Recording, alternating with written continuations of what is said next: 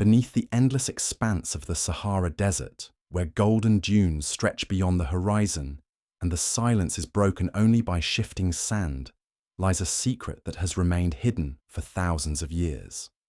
While tourists snap photos of the pyramids and archaeologists debate the age of the Sphinx, something far more extraordinary has been quietly waiting in the darkness below. In the past 18 months, cutting-edge satellite technology has begun to pierce through centuries of accumulated sand, revealing what may be the most significant archaeological discovery of our lifetime. Not just one forgotten tomb, not 2 or 3, but 10 massive burial complexes scattered across the desert floor like pieces of a puzzle we never knew existed. These aren't small graves or modest burial sites. We're talking about structures so vast, so precisely engineered, that they dwarf many of the monuments we thought we knew everything about. Some stretch for hundreds of meters underground. Others descend to depths that challenge everything we believed about ancient construction capabilities. And the most unsettling part, they don't appear on any historical record. No ancient text mentions them. No oral tradition speaks of their builders. They exist in complete historical silence, as if someone deliberately erased them from memory. But here's where it gets really interesting. The scans aren't just showing us empty chambers and dusty corridors. They're revealing intricate networks of passages, ceremonial halls, and storage rooms that suggest these tombs weren't just places to bury the dead. They were underground cities, designed for purposes we can barely begin to understand. My name is Alex, and for the past 5 years, I've been following archaeological discoveries that challenge our understanding of ancient civilizations. What I'm about to show you isn't speculation or theory.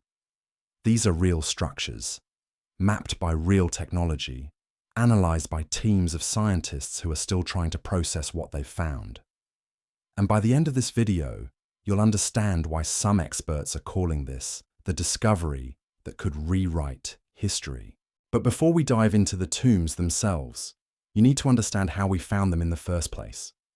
Because the technology that revealed these secrets is almost as incredible as the secrets themselves. For decades, archaeologists have known that the Sahara holds mysteries beneath its surface. Ancient trade routes, lost cities, forgotten civilizations, all buried under millions of tons of sand that have accumulated over thousands of years. But finding these sites using traditional methods is like looking for a needle in a haystack the size of the United States. You could spend a lifetime digging in the wrong spot and never find anything. That's where synthetic aperture radar comes in. This isn't your grandfather's metal detector. Say our technology uses radio waves that can penetrate sand, soil, and even solid rock to create detailed images of what lies beneath. Originally developed for military and geological surveys, it's now being turned on some of the world's most mysterious archaeological sites. The team responsible for this discovery includes Dr. Sarah Chen from MIT's Department of Earth Sciences, Professor Ahmed Hassan from Cairo University, and a consortium of international researchers who've been quietly mapping subsurface anomalies across North Africa for the past 3 years. They weren't looking for tombs specifically. They were conducting a broader survey of groundwater patterns and geological formations. What they found was completely unexpected. The first anomaly appeared on their screens in March of last year. A perfectly rectangular void, roughly 50 meters long and 20 meters wide, buried under 40 feet of sand in a region of Algeria where no known archaeological sites existed. At first, they thought it might be a natural cave or a collapsed limestone formation. But as they refined their scans, the edges were too clean, too precise. This was clearly artificial. Then they found the second one. Then the third. By the time they'd completed their survey grid, they had identified 10 distinct structures scattered across a 400-mile stretch of desert. Each one massive. Each one obviously man-made. And each one completely unknown to modern archaeology. But here's what makes this discovery truly extraordinary. These tombs weren't built by the civilizations we know about. The locations don't match any known settlement patterns. The construction techniques, as far as we can determine from the scans, don't align with Egyptian, Roman, or any other documented architectural traditions. It's as if an entirely unknown civilization built these monuments and then vanished without leaving any other trace of their existence. Let me paint you a picture of what we're looking at. Imagine flying over the Sahara in a helicopter, looking down at nothing but endless sand dunes. Now imagine if that sand suddenly became transparent, revealing a hidden world below. That's essentially what these radar scans have given us.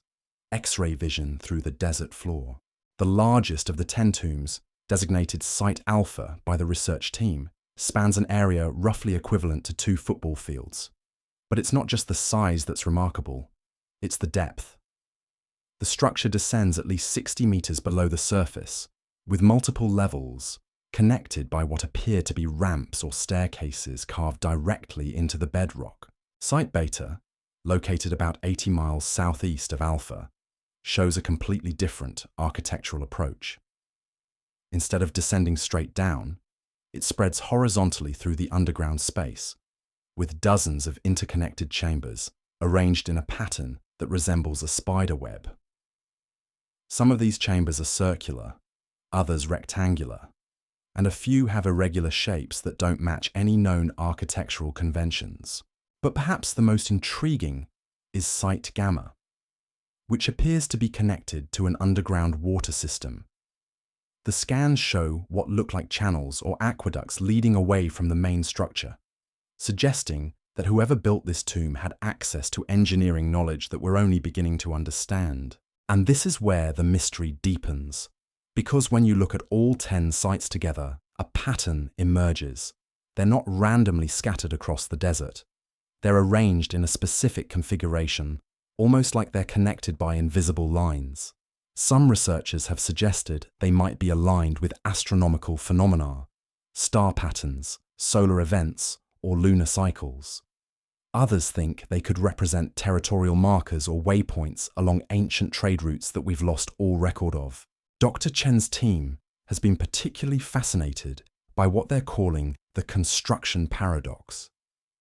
The level of engineering sophistication required to build these structures, the precise excavation, the complex internal layouts, the apparent integration with natural water systems, suggests a civilization with advanced knowledge of architecture, geology, and hydrology. Yet there's no evidence of the cities, roads, quarries, or other infrastructure that would have been necessary to support such massive construction projects. It's as if these tombs appeared out of nowhere, built by ghosts who left no other footprints in history. The implications are staggering. If these structures are as old as preliminary dating suggests, and we'll get into those numbers in a moment, they could predate many of the civilizations we consider foundational to human development. We might be looking at evidence of a lost culture that achieved remarkable technological sophistication and then disappeared so completely that not even legends survived. But before we get too carried away with speculation, let's talk about what the scans are actually showing us, because the level of detail these instruments can capture is absolutely mind-blowing. Each tomb appears to have multiple entry points, though all of them are currently sealed by accumulated sand and debris. The internal layouts vary significantly from site to site, but there are some common features that suggest they might have been built by the same culture, or at least cultures that shared similar beliefs about death and burial. Almost every structure contains what archaeologists call a central chamber, a large, often circular room that appears to be the focal point of the entire complex. These chambers are surrounded by smaller rooms and corridors that branch out like arteries from a heart. In several cases, the scans have detected what look like stone platforms or raised structures within these central chambers, possibly altars or sarcophagi. Site Delta shows perhaps the most complex internal arrangement. The radar has mapped over 30 separate chambers connected by a maze of corridors that spiral both inward and outward from the central space. Some corridors appear to be dead ends, while others loop back on themselves in patterns that seem almost deliberately confusing. It's as if the builders wanted to create a labyrinth, either to protect whatever lies at the center or to serve some ritual purpose we can't yet understand. The construction techniques inferred from the scans are equally puzzling. Most of the walls appear to be carved directly from solid rock rather than built from individual stones or bricks.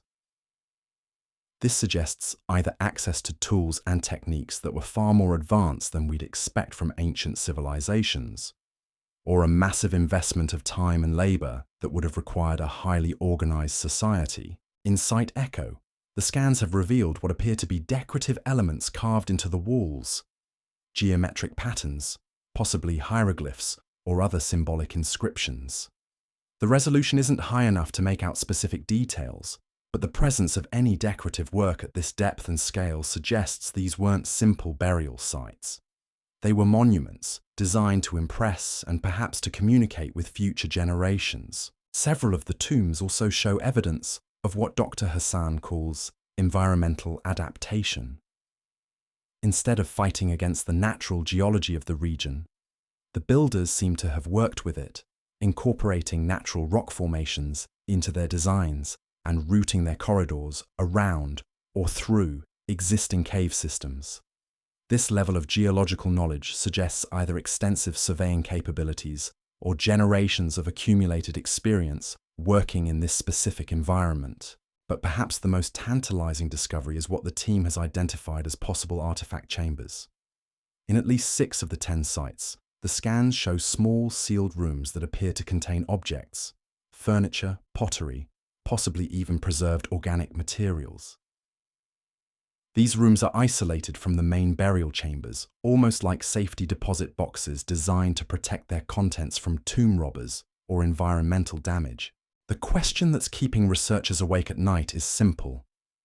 What's in those rooms? Are we looking at everyday objects that could tell us how these people lived? Religious artifacts that might reveal their beliefs? Written records that could finally give us their names and their stories? Or something else entirely? Technologies, art forms, or knowledge systems that we can't even imagine?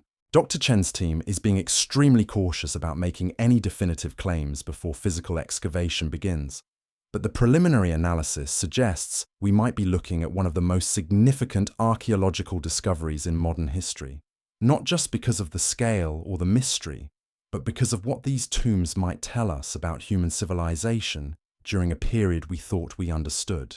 The dating question is particularly complex. Without physical samples, the team has to rely on indirect methods, geological analysis of the surrounding sediment, comparison with known architectural styles, and analysis of the natural processes that would have been required to bury these structures so deeply. The current estimates place the construction somewhere between 3,000 and 5,000 years ago, but those numbers come with huge uncertainty margins. What's not uncertain is that these tombs represent a massive investment of resources and planning. Each structure would have required thousands of hours of excavation, sophisticated engineering to prevent collapse, and careful coordination of materials and workers. This wasn't the work of nomadic tribes or small settlements. This was the product of a complex, organized civilization with the resources and knowledge to undertake projects that would challenge modern construction teams. And yet, despite all this evidence of advanced capability, we have no idea who these people were. They left behind no cities that we've found, no pottery traditions that we can identify, no artistic styles that match known cultures. It's as if they appeared long enough to build these monuments and then vanished, taking all evidence of their existence with them. The mystery deepens when you consider the geographic distribution of the sites. They're spread across multiple modern countries: Algeria, Libya, Niger, and Chad, regions that today are separated by political borders, but were once connected by ancient trade networks and migration patterns. This suggests either a single, far-reaching civilization or multiple cultures that shared similar burial traditions and construction techniques. Some researchers have begun to speculate about connections to other mysterious archaeological sites across Africa and the Middle East. Could these tomb builders have been related to the people who constructed the megaliths of Nabta Playa? Are there similarities to the underground cities of Cappadocia or the rock-cut churches of Lalibela? The answers will have to wait for physical excavation, but the questions are already reshaping how we think about ancient African civilizations. The technology that revealed these secrets is continuing to evolve. Next-generation radar systems promise even higher resolution scans that could potentially reveal individual artifacts, decorative details, and maybe even preserved organic materials. Ground-penetrating sonar could provide three-dimensional maps of the internal spaces, allowing virtual exploration before any sand is moved. But technology can only take us so far. Eventually, someone is going to have to pick up a shovel and start digging. And that's where this discovery faces its biggest challenge. Excavating these tombs isn't just a matter of showing up with archaeological equipment and getting to work. We're talking about sites buried under decades of accumulated sand in some of the most remote and politically unstable regions on Earth. The logistics alone are staggering, getting permits from multiple governments, transporting heavy equipment across hundreds of miles of desert, establishing supply lines for teams that could be working for months or even years in areas with no infrastructure. Then there's the question of preservation. The moment you expose these structures to air and light, you start a clock that can't be stopped.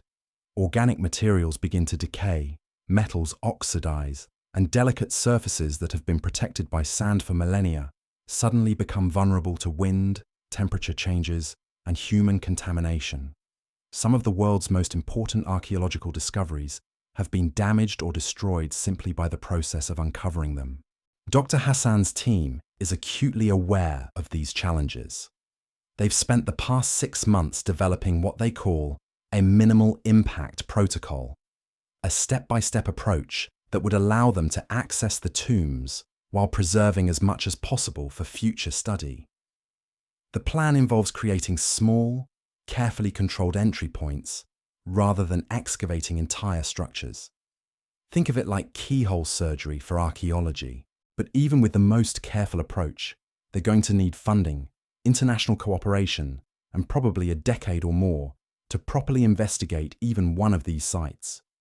The Egyptian government has expressed interest, but wants any excavation to be conducted jointly with local institutions. The Algerian authorities are more cautious, worried about the potential for looting or damage to culturally sensitive sites. And several of the locations fall in regions where ongoing security concerns make any kind of extended research project extremely risky. This is where the story takes an interesting turn, because while the academic community debates protocols and governments negotiate permissions, the scans keep revealing new details. And some of those details are raising questions that go far beyond archaeology. Site Theta, discovered just 3 months ago, shows what appears to be a chamber filled with regularly spaced vertical objects. The radar signature suggests they could be pillars or columns, but their arrangement doesn't match any known architectural pattern. They're positioned in concentric circles around the central chamber, with mathematical precision that suggests sophisticated planning and measurement capabilities. More intriguing is Site Kappa, where the scans have detected what looks like a series of interconnected pools or basins carved into the floor of the main chamber. These aren't natural water features, they're too regular, too deliberately shaped. Some researchers think they might have been used for ritual purification ceremonies. Others speculate they could have served more practical purposes, like food preparation or textile dyeing. But the most unsettling possibility is that they were designed for purposes we don't have any modern reference for. The water connection keeps coming up across multiple sites. Site Lambda shows clear evidence of ancient plumbing, channels carved into the walls that would have directed water flow throughout the complex. The engineering required to design and build such systems, especially at these depths, suggests knowledge of hydraulics that we typically associate with much later civilizations. This has led some researchers to propose what they're calling the oasis theory. The idea is that these tombs might have been built during a period when the Sahara was much greener and wetter than it is today. We know from geological evidence that the desert has gone through multiple climate cycles over the past 10,000 years, including periods when much of what is now barren sand was grassland with rivers and lakes. If these structures were built during one of those green periods, it would explain both the sophisticated water management systems and the apparent wealth and organization of their builders. A civilization flourishing in a lush, resource-rich environment would have had the time, materials, and population necessary for such massive construction projects. But it also raises an uncomfortable question. What happened to these people when the climate changed? Did they adapt and migrate, leaving only their tombs behind? Did they die out as their environment became increasingly hostile? Or did they retreat underground, using the same engineering skills that built these tombs to create hidden cities that we haven't found yet? The climate theory has gained support from an unexpected source: the objects detected in those sealed chambers I mentioned earlier. Recent analysis suggests that some of them might be organic, preserved wood, textiles, maybe even food stores. If that's true, it could provide direct evidence of what the environment was like when these tombs were built. Tree species, plant fibers, and food remains are like time capsules that could tell us not just when these people lived, but how they lived. Dr. Chen's team is particularly excited about what they're calling environmental archaeology, using the tombs themselves as records of ancient climate and ecology. The construction materials, the water management systems, even the locations of the sites could provide clues about what the Sahara looked like thousands of years ago. But while scientists debate climate cycles and construction techniques, there's another aspect of this discovery that's captured public imagination in a completely different way. These tombs are perfectly positioned to fuel every conspiracy theory and alternative history narrative you've ever heard. Ancient astronaut theorists point to the mathematical precision of the layouts and suggest that such engineering would have been impossible without outside help. Lost civilization enthusiasts see connections to Atlantis, Lemuria, or other mythical societies. Religious fundamentalists argue that the structures prove the existence of pre-flood civilizations mentioned in various sacred texts. The research team is doing everything they can to stay focused on legitimate scientific analysis, but they're fighting an uphill battle against sensationalism and speculation. Every press release gets twisted into clickbait headlines about alien tombs or proof of ancient giants. Social media is full of computer-generated images claiming to show the interiors of the tombs, complete with golden treasures and mysterious hieroglyphs that don't exist in the actual scans. This media circus is more than just annoying. It's potentially dangerous to the research itself. Sensationalized coverage attracts treasure hunters and looters who see dollar signs rather than historical significance. Several archaeological sites in Egypt and Peru have been damaged or destroyed by people convinced they contain hidden riches or alien technology. The governments involved are now dealing with requests for filming permits from documentary crews, visits from self-proclaimed psychics who claim they can communicate with the tomb builders, and pressure from tour companies who want to add mysterious underground cities to their marketing materials. None of this helps the serious work of understanding what these structures actually represent. Dr. Hassan has been particularly vocal about the need to separate scientific investigation from entertainment. In a recent interview, he emphasized that archaeology is about understanding human history, not feeding public fascination with the mysterious and unexplained. The tombs are important because they represent real people who lived real lives in a specific time and place, not because they might confirm someone's favorite theory about ancient aliens or lost civilizations. But even setting aside the conspiracy theories, there are legitimate scientific questions that push the boundaries of what we thought we knew about ancient capabilities. The precision of the construction, the scale of the projects, the apparent coordination across vast distances. These are achievements that challenge our assumptions about technological development in the ancient world. Take Site Mu, for example. The scans show a chamber with walls that appear to be perfectly smooth and precisely angled. Creating surfaces like that requires either tools of exceptional quality or techniques that we don't fully understand. Modern stonemasons using power tools and laser guides would be impressed by the apparent quality of workmanship.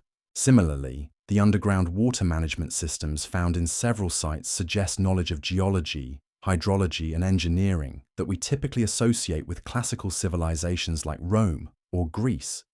Yet if the dating estimates are correct, these structures predate those civilizations by hundreds or even thousands of years. This doesn't mean we need to invoke lost super-civilizations or ancient aliens to explain what we're seeing. Human ingenuity and determination can accomplish remarkable things, especially when motivated by religious beliefs or social pressures. But it does mean we might need to revise our understanding of how technological knowledge developed and spread in the ancient world. The research team is being careful not to make claims they can't support, but they're also not shying away from the implications of what they've found. Dr. Chen recently described the discovery as potentially paradigm shifting, noting that it could force archaeologists to reconsider fundamental assumptions about African prehistory and the development of complex societies. Part of what makes this discovery so significant is its African context. For too long, archaeological research has been dominated by European and Middle Eastern sites, with African civilizations often relegated to footnotes or seen as less sophisticated than their northern neighbors. The Sahara tombs suggest that highly organized, technologically capable societies existed in Africa long before similar developments in other parts of the world. This isn't just about correcting historical biases. It's about understanding the full scope of human achievement and innovation. If these structures are as old and sophisticated as they appear, they represent evidence of African civilizations that were among the most advanced in the ancient world. The implications extend beyond archaeology into fields like anthropology, history, and even philosophy. How do we understand human development and cultural evolution when major civilizations can disappear so completely that they leave almost no trace? What does it mean for our sense of progress and continuity when societies capable of remarkable engineering feats can vanish without explanation?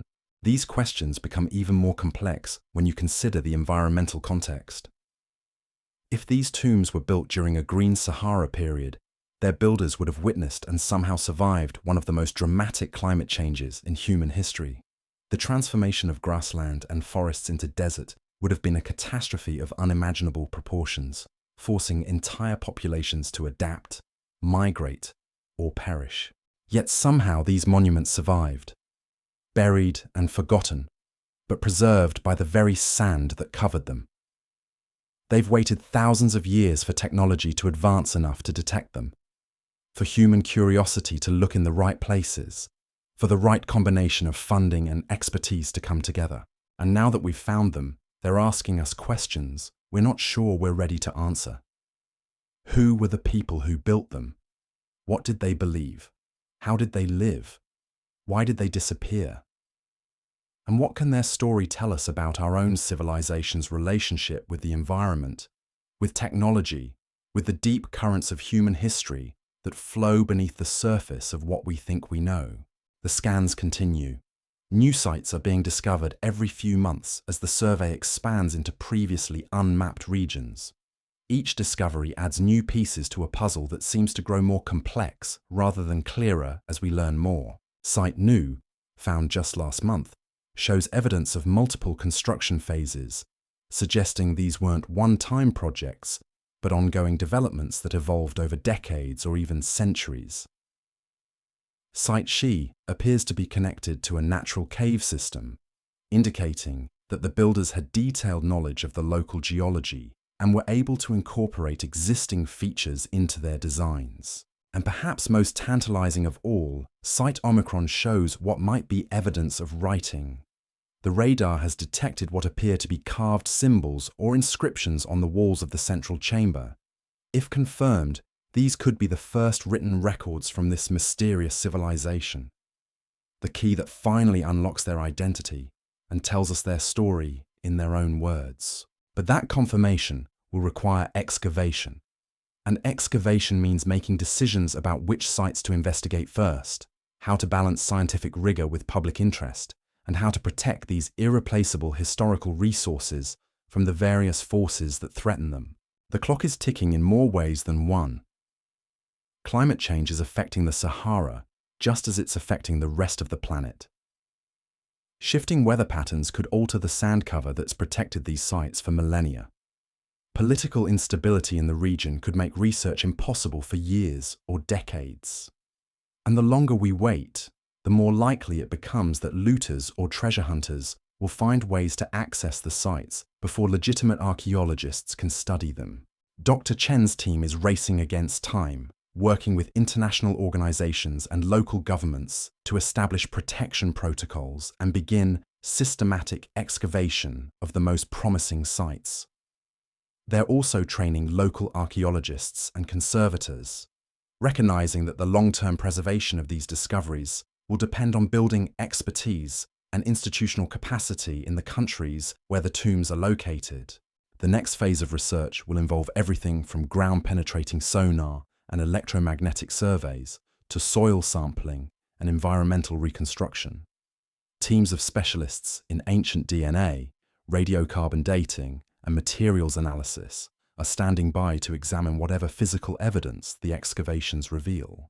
But perhaps the most important work will be done by the archaeologists and historians who will try to piece together the human story behind these monuments. Because ultimately, that's what archaeology is about. Not just uncovering artifacts and measuring structures, but understanding the people who created them and the world they lived in. These 10 tombs represent 10 opportunities to connect with human beings who lived thousands of years ago in a place that's now one of the most inhospitable environments on Earth. They represent evidence of human ambition, creativity, and determination that survived long after the civilization that created it had vanished. And they represent a reminder that history is far from complete, that the Earth still holds secrets waiting to be discovered, and that our understanding of human achievement and potential continues to evolve with each new revelation.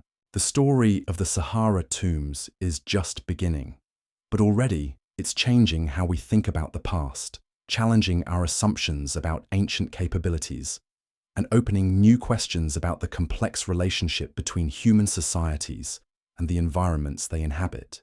What's particularly fascinating is how these discoveries are forcing us to rethink everything we thought we knew about ancient communication networks. You see, when you have 10 massive construction projects spread across hundreds of miles of what is now some of the most challenging terrain on Earth, you're not just looking at impressive engineering. You're looking at evidence of a civilization that had solved problems we're still grappling with today. Think about it this way. If you wanted to coordinate the construction of 10 underground complexes across the modern Sahara, you'd need satellite phones, GPS navigation, supply chains involving trucks and aircraft, and probably a small army of project managers with advanced degrees. Yet somehow, using technology we can barely imagine, these ancient builders managed to create structures that are not only individually impressive, but collectively represent a level of organization that challenges every assumption we've made about prehistoric capabilities. The communication question becomes even more intriguing when you look at the similarities between sites. Remember, these aren't cookie-cutter copies of each other. Each tomb has its own architectural personality, its own unique layout and features. But they also share design elements that could only exist if the builders were in regular contact with each other, sharing techniques, materials, and possibly even workers. Dr. Sarah Mahmoud, a specialist in ancient communication systems from the University of Barcelona, has been analyzing the spatial relationships between the sites. Her preliminary findings suggest something remarkable. The tombs appear to be positioned in locations that would have allowed visual communication between them during certain times of the year. If you climb to the highest point of Site Alpha during the winter solstice, Dr. Mahmoud explained in a recent presentation, you would have had a clear line of sight to at least 3 other locations. During the summer solstice, different sight lines would have opened up. It's as if they created a network of visual communication posts that could relay messages across vast distances using nothing more than reflected sunlight or controlled fires. This discovery adds another layer to the mystery. Not only did these people have the engineering skills to build massive underground complexes, but they also understood astronomy well enough to use celestial events as timing mechanisms for their communication network. The level of mathematical and observational knowledge required for such a system rivals anything we see in classical antiquity. But the communication network theory raises even more questions. What kind of messages were they sending? Were they coordinating construction activities, sharing religious ceremonies, or maintaining contact between scattered communities? And perhaps most importantly, what happened to disrupt this network so completely that not even legends of its existence survived? The answer might lie in what researchers are calling the abandonment horizon. In at least 7 of the 10 sites, the scans show evidence of rapid, systematic closure. Entrances were deliberately sealed, not with the temporary barriers you'd expect if people planned to return, but with permanent stone blocks that would have required significant effort to move.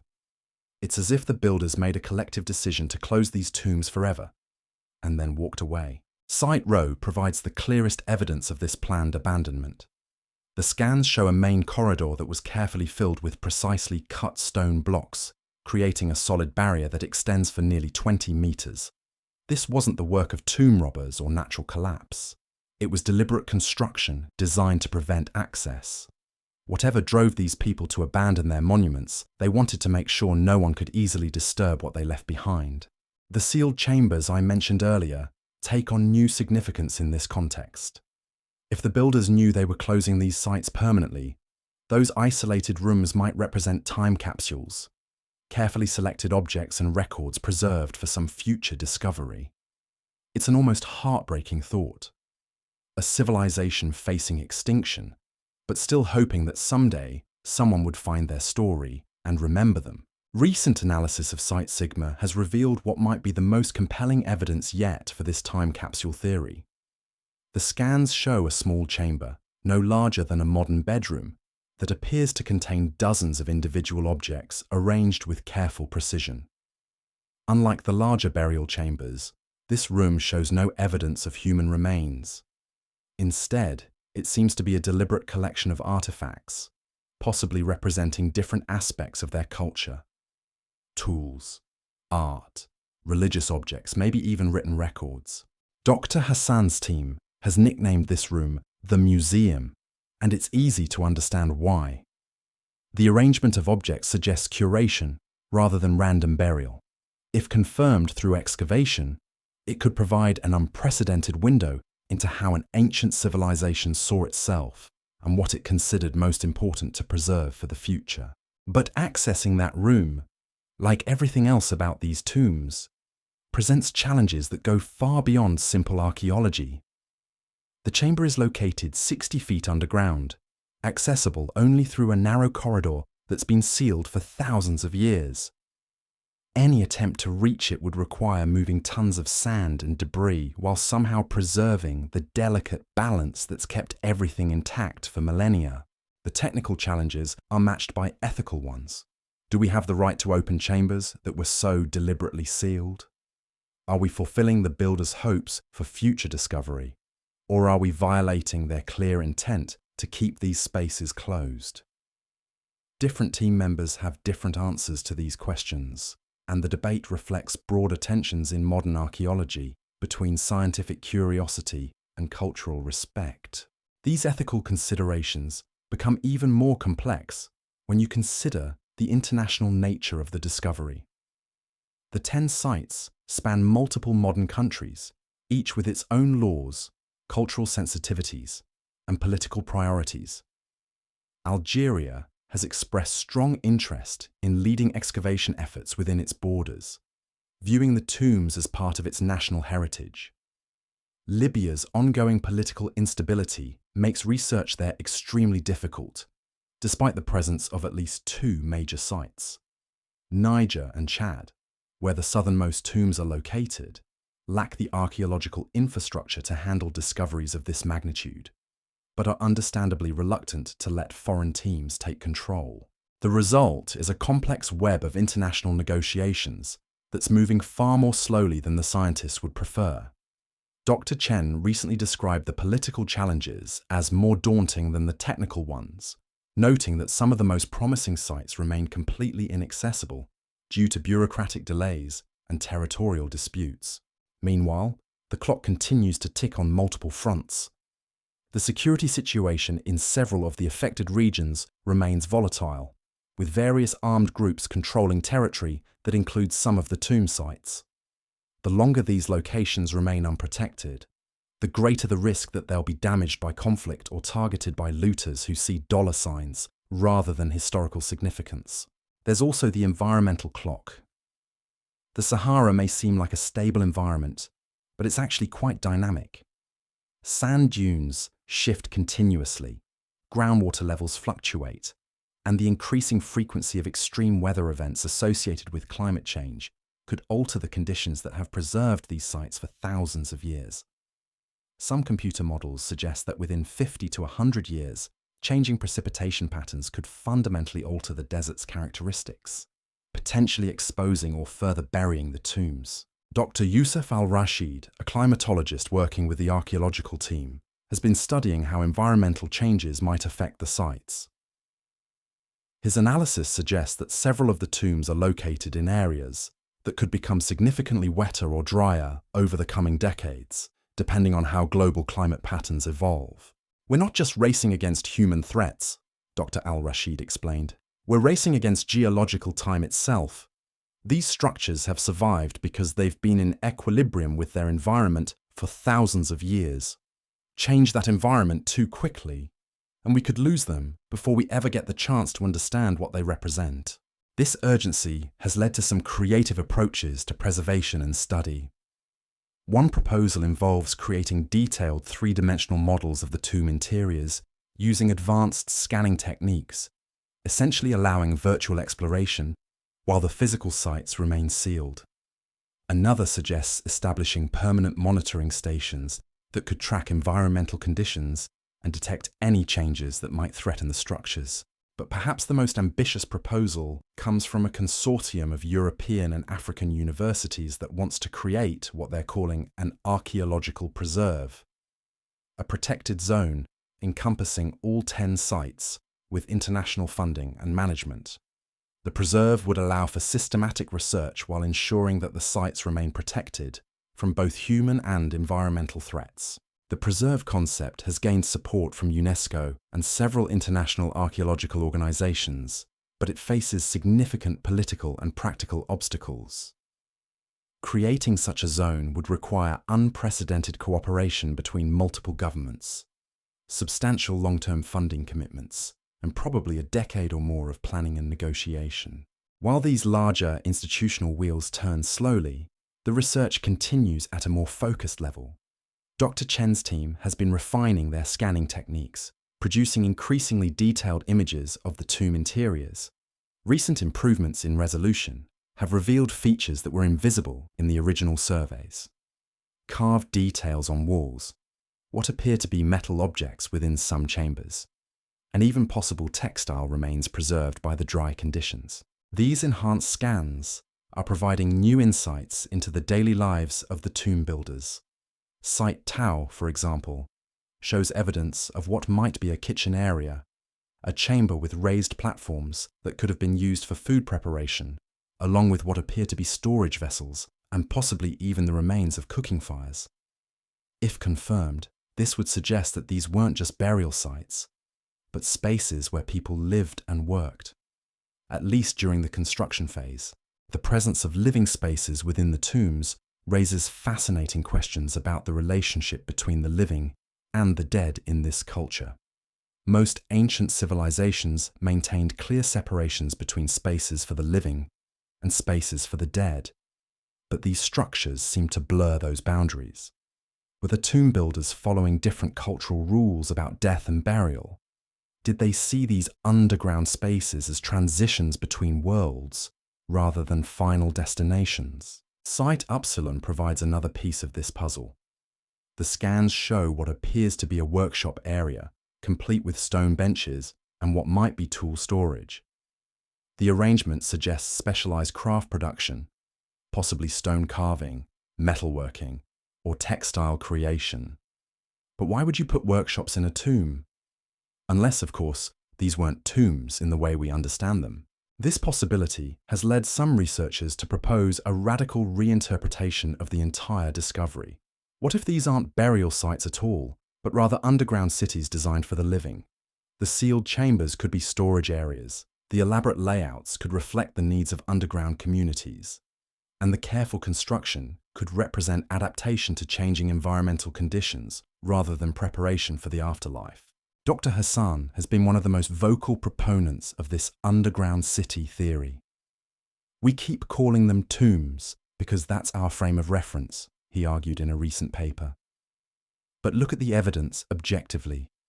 We have complex layouts with multiple functions, sophisticated water management systems, apparent living and working spaces, and storage areas filled with practical objects. This doesn't look like a cemetery. It looks like a place where people lived. The underground city theory would explain several puzzling aspects of the discovery. The massive scale of construction makes more sense if you're building for living communities rather than dead individuals. The sophisticated engineering becomes necessary if you're creating permanent living spaces rather than temporary burial chambers. And the communication network between sites becomes logical if you're coordinating between active communities rather than maintaining connections to abandoned monuments. But the theory also raises new questions. If these were underground cities, where are the inhabitants? What drove them to live beneath the surface? And why did they eventually abandon these elaborate settlements, sealing them so carefully before they left? The environmental angle provides one possible answer. If the Sahara was indeed greener when these structures were built, their inhabitants might have moved underground as the climate changed, using their engineering skills to create livable spaces protected from increasing heat and aridity. The sealed chambers could represent the last phase of habitation, carefully preserved supplies and cultural artifacts left behind when the cities were finally abandoned as the desert became completely uninhabitable. This scenario paints a picture of remarkable adaptation and resilience. A civilization facing catastrophic environmental change doesn't just disappear, it transforms, using its knowledge and skills to survive in new conditions for as long as possible. The underground cities could represent centuries or even millennia of successful adaptation before final abandonment became inevitable. Recent analysis has provided some support for this adaptation theory. Site-Fi shows evidence of multiple construction phases, with newer sections that appear to use different techniques and materials than the original build. This suggests ongoing development and renovation over extended periods, exactly what you'd expect from communities adapting to changing conditions rather than one-time burial construction. The water management systems found throughout the sites also make more sense in this context. If you're creating underground living spaces in an increasingly arid environment, sophisticated plumbing and water storage become matters of survival rather than luxury.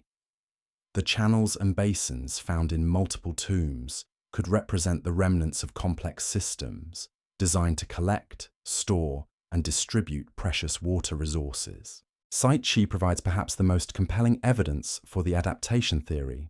The scans show what appears to be a terraced growing area, carved platforms that could have been used for underground agriculture. The arrangement is remarkably similar to modern hydroponic systems, suggesting that these ancient people might have developed techniques for growing food in controlled underground environments. If confirmed, this would represent one of the most sophisticated examples of environmental adaptation in the ancient world. Growing food underground requires not just agricultural knowledge, but understanding of drainage, air circulation, and possibly even artificial lighting systems. The technical challenges would have been immense, but the alternative might have been starvation as surface conditions became increasingly hostile. The agricultural evidence also provides a potential timeline for the abandonment.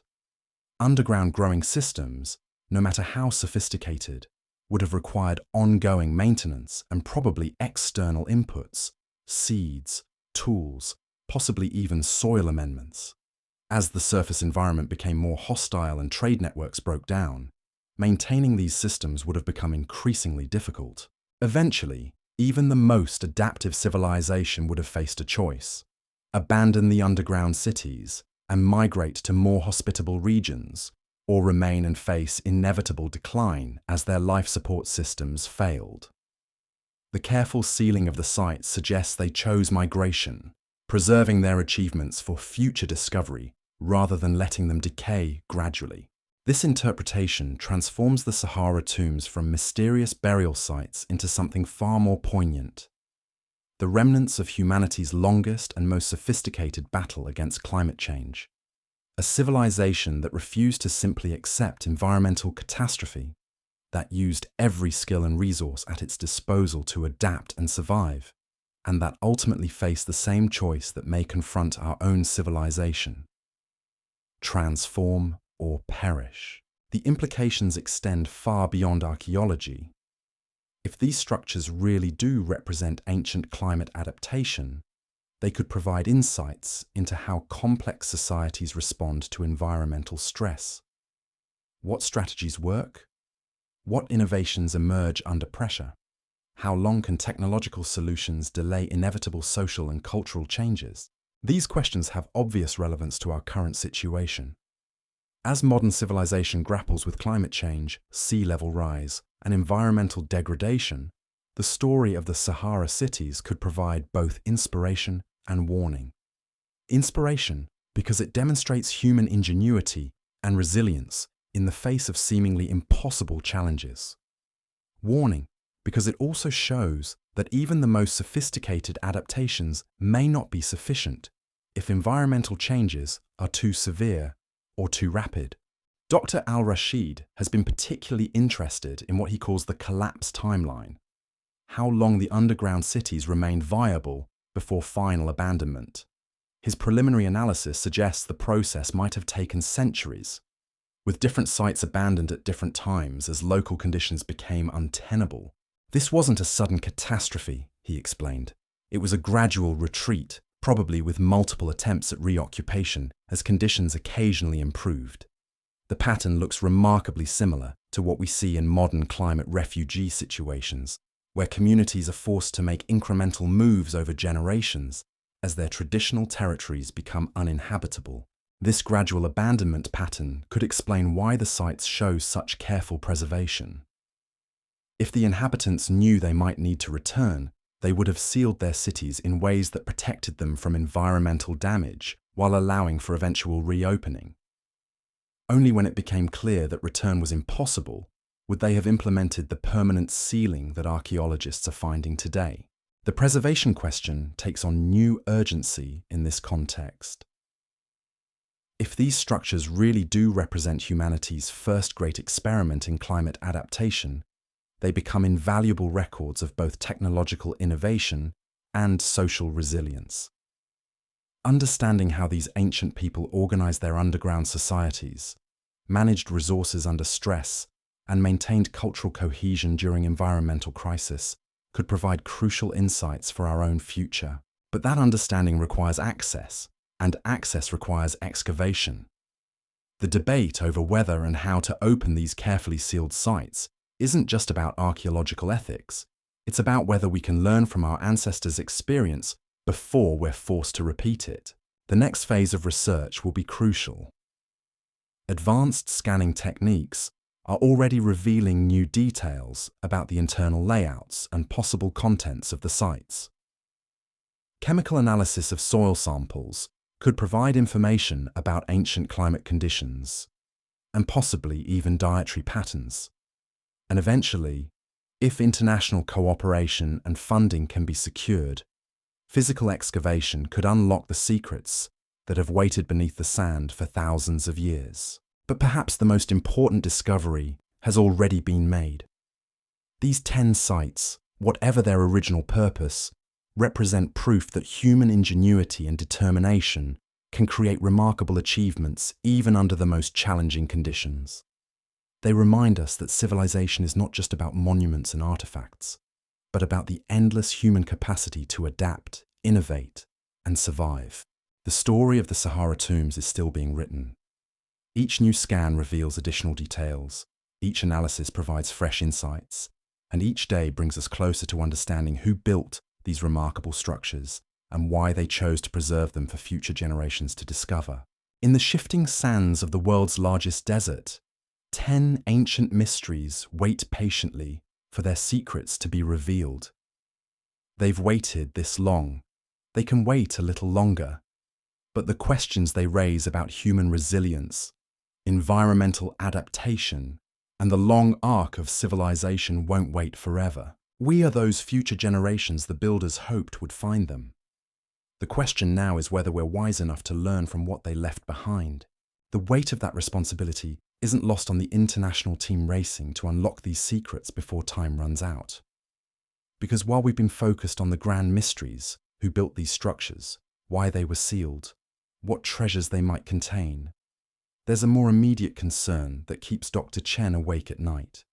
The Sahara isn't just hiding these tombs from us, it's actively trying to reclaim them. Recent monitoring data from Site Delta shows something alarming. The carefully balanced conditions that have preserved these structures for millennia are beginning to shift. Groundwater levels are fluctuating in ways that haven't been seen in the geological record for over 1,000 years.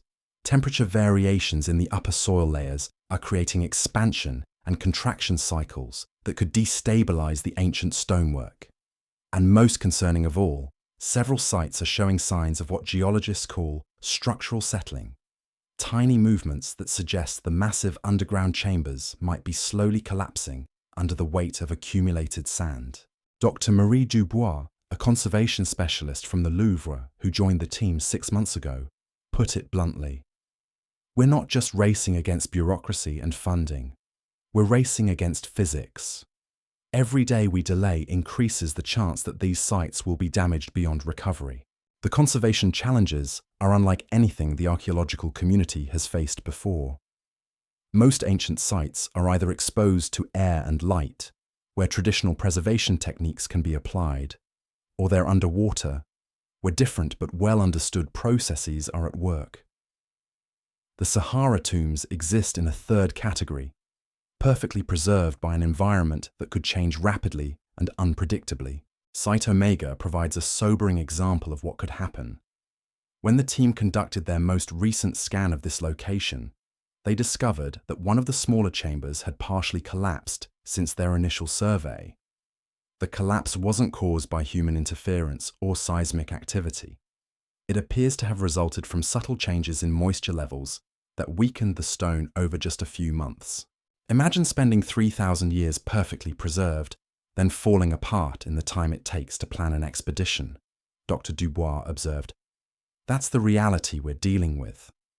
These sites exist in an incredibly delicate equilibrium, and any disturbance, even the vibrations from our scanning equipment, could tip them over the edge. This fragility has forced the research team to completely rethink their approach. Traditional archaeological methods, which involve careful but extensive excavation, are simply too risky. Instead, they're pioneering what they call minimal intervention archaeology, using the most advanced scanning and analysis techniques available to learn as much as possible before ever moving a grain of sand. The technological arsenal being deployed reads like science fiction. Quantum magnetometers that can detect metal objects through solid rock. Ground-penetrating radar arrays that create three-dimensional maps accurate to within centimeters. Electromagnetic induction systems that can identify different materials based on their electrical properties. Even experimental technologies borrowed from planetary exploration, techniques originally designed to study the subsurface of Mars, are now being adapted to peer beneath the Sahara. Site Psi has become the testing ground for many of these technologies. Located in a relatively stable area of Algeria, it's been designated as the proof of concept location where new scanning techniques are refined before being applied to more sensitive sites. The results have been extraordinary. Recent scans have revealed individual objects within the sealed chambers, pottery vessels, what appear to be metal tools, and even organic materials that show up as distinct shadows in the radar data. One particular discovery at Site PSI has electrified the research community. Deep within the central chamber, the scanners have detected what appears to be a human figure. Not skeletal remains, which would show up differently on the instruments, but what looks like a preserved body, possibly mummified by the unique conditions within the tomb. The implications are staggering. If confirmed, this would be the first direct evidence of the tomb builders themselves. Not just their artifacts or their architecture, but their actual physical remains. DNA analysis could tell us about their origins, their relationships to other ancient populations, even their health and diet. Isotope analysis could reveal where they lived before being buried, what they ate, what their environment was like. But more than scientific data, a preserved body would make these ancient people real in a way that pottery and stonework never could. We would be looking at an actual individual who walked through these chambers when they were new, who participated in whatever rituals or activities took place here, who was important enough to be buried in such an elaborate setting. Dr. Hassan has been particularly moved by this possibility.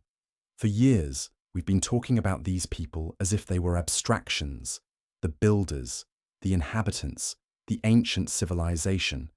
But if we're looking at an actual person, someone who had a name, who had family, who had hopes and fears, that changes everything. This isn't just archaeology anymore. It's a connection across time. The human remains discovery has also intensified the ethical debates surrounding the excavation. Some team members argue that the presence of bodies makes physical exploration even more urgent. These individuals deserve to have their stories told, their achievements recognized. Others contend that the remains should be left undisturbed, that the careful sealing of the tombs was intended to provide eternal rest that should be respected. Cultural sensitivity adds another layer of complexity. While the identity of the tomb builders remains unknown, the sites are located within territories that are home to various modern ethnic groups, each with their own traditions regarding the treatment of ancient remains. Some support excavation as a way of reclaiming their heritage. Others view any disturbance as desecration of sacred spaces. The Tuareg people, whose traditional territories include several of the tomb sites, have been particularly vocal in these discussions. Through their spokesperson, Amanakal Ag Mohammed, they've expressed both fascination with the discoveries and concern about outside interference in what they consider ancestral lands.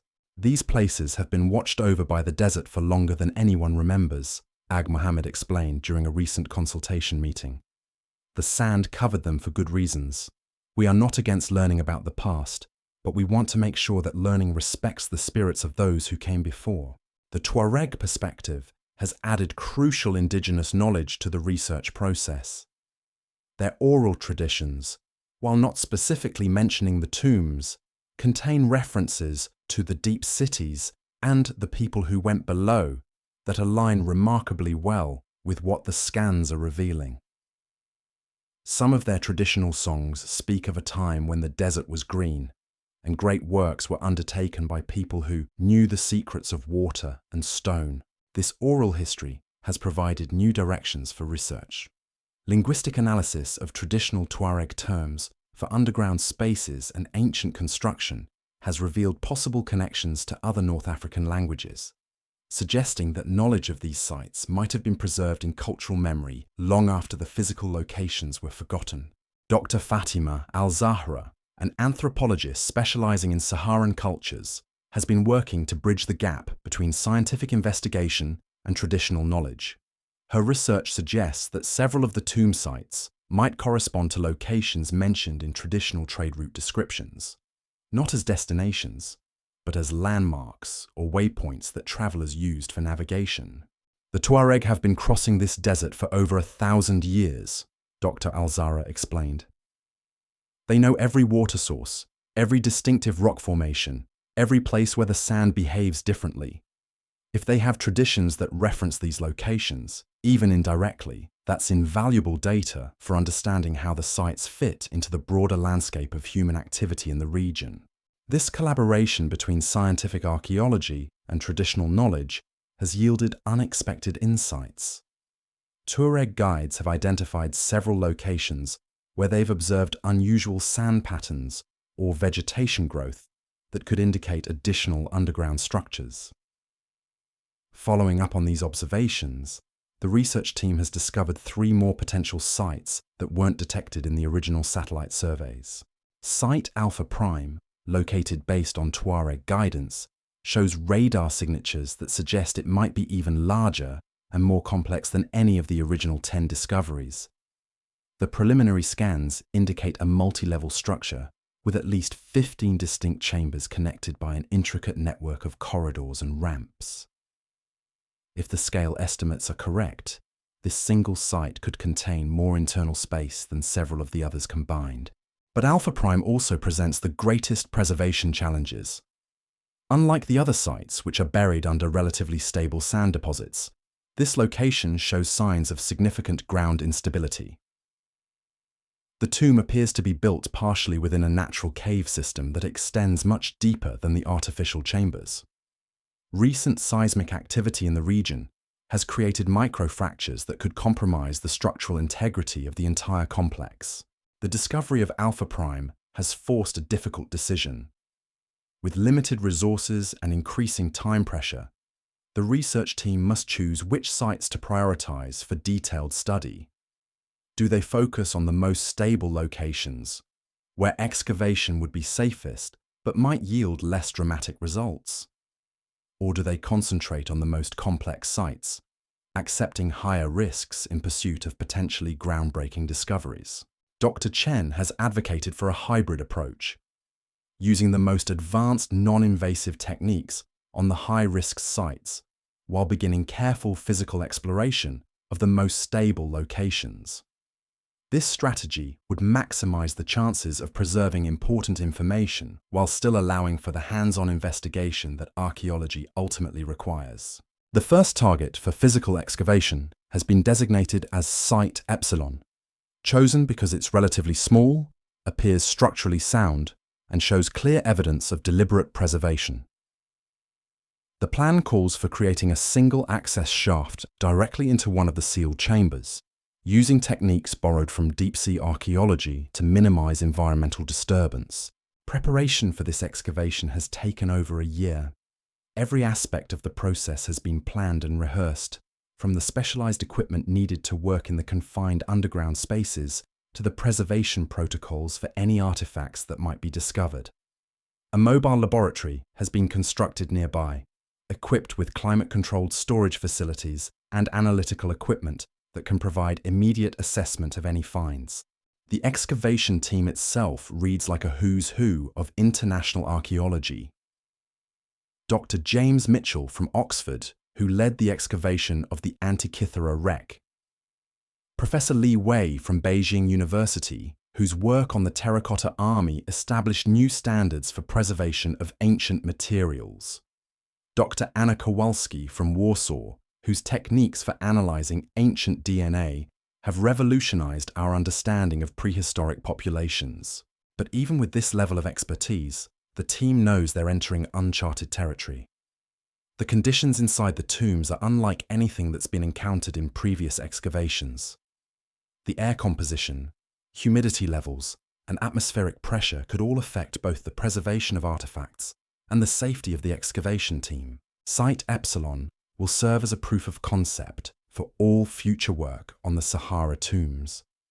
If the excavation succeeds, if the team can safely access the chamber, document its contents, and preserve whatever they find, it will provide the template for investigating the other sites. If something goes wrong, if the chamber collapses, or the artifacts are damaged by exposure, it could set back research by decades. The stakes couldn't be higher. This isn't just about solving an archaeological mystery. It's about demonstrating that humanity can responsibly explore its past without destroying it in the process. The techniques developed for the Sahara tombs could revolutionize archaeology, providing new ways to study fragile sites around the world. The knowledge gained could reshape our understanding of ancient civilizations and human adaptation to environmental change. But failure could mean the loss of irreplaceable historical information and the collapse of one of the most ambitious archaeological projects ever attempted. The responsibility weighs heavily on everyone involved, from the lead researchers to the technical specialists who will operate the excavation equipment.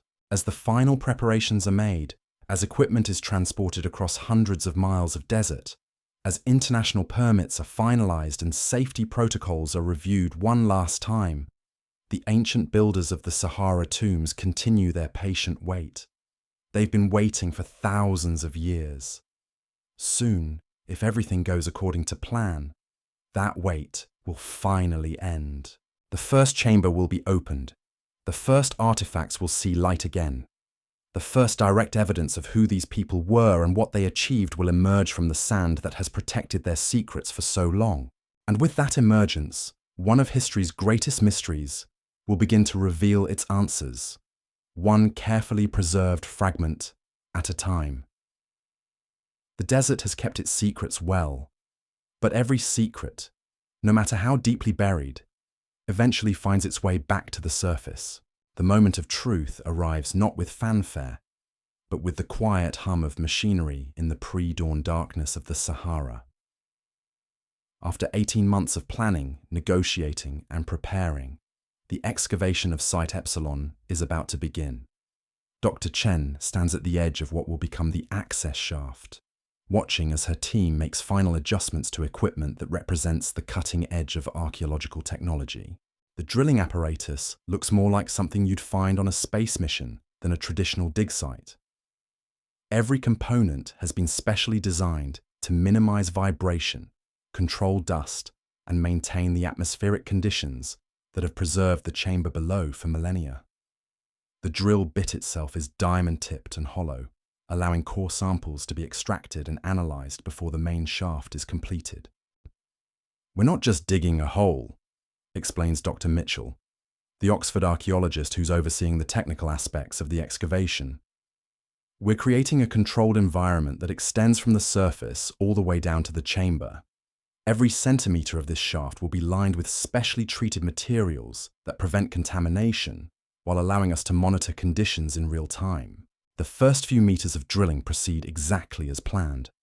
The equipment operates with surgical precision, removing sand and debris in carefully measured increments. Each core sample is immediately sealed and transferred to the mobile laboratory for analysis. The early results are encouraging.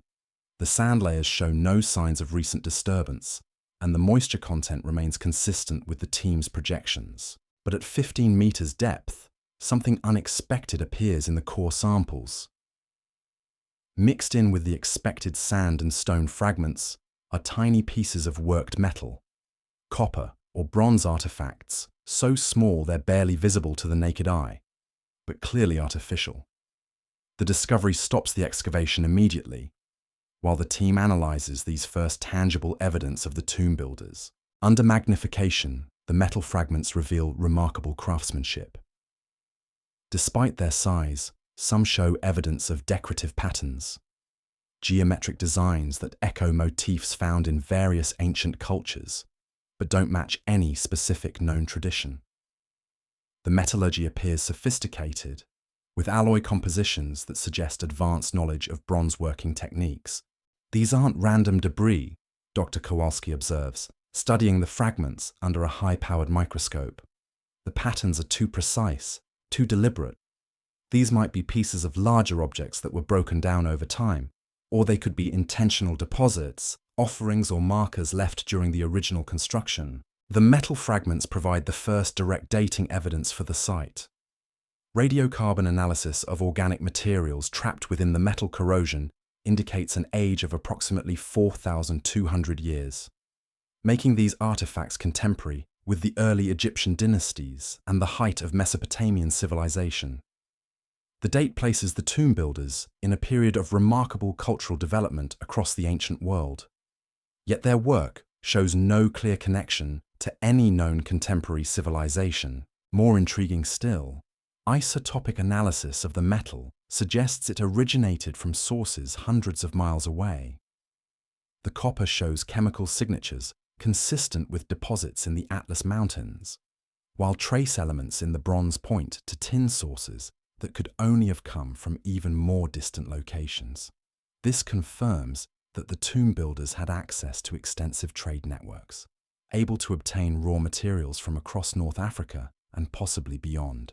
The implications ripple through the research team.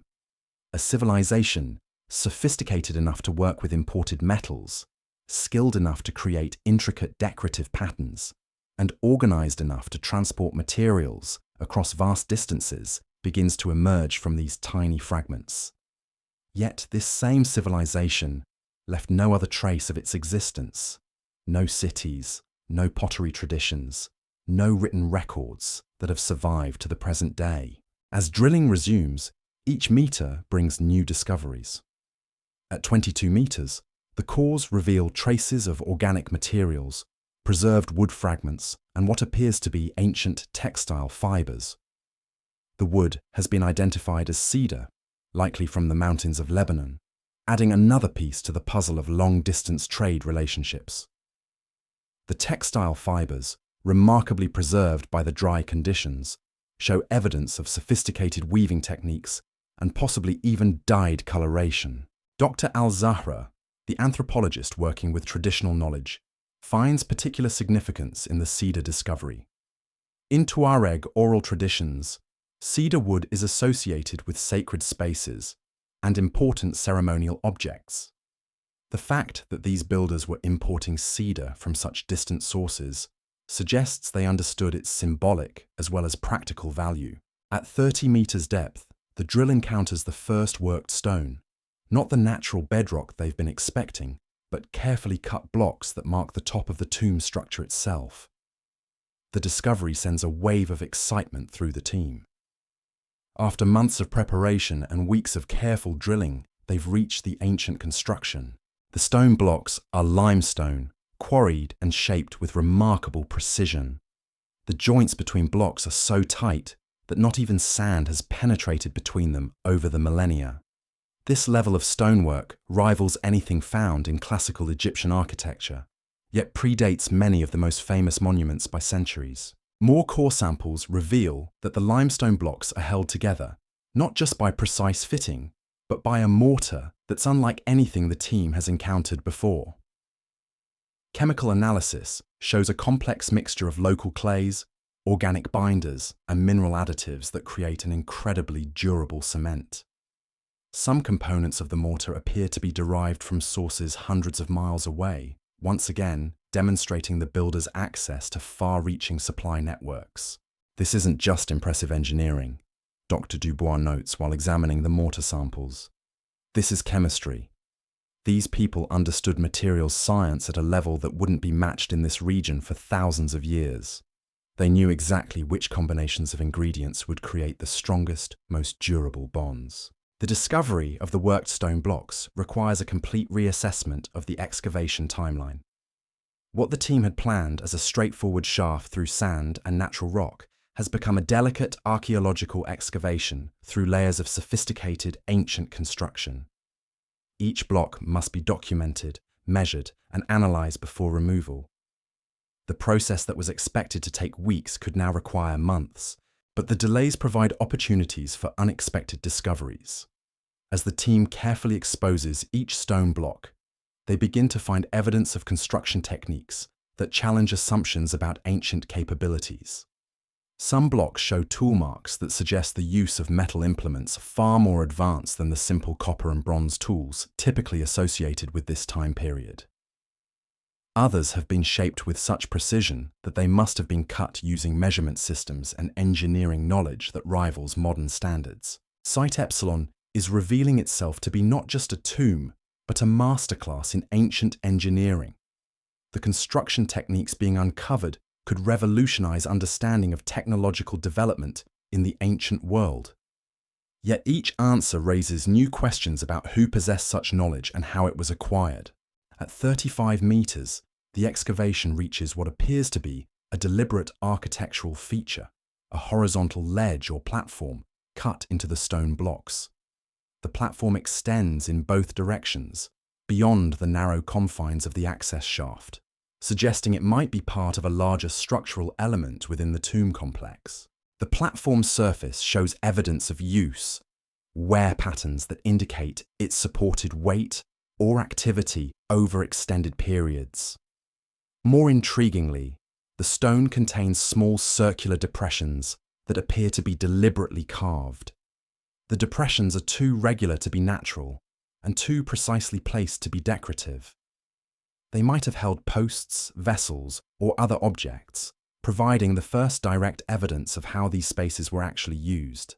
Embedded in one of the platform depressions, the team discovers something extraordinary.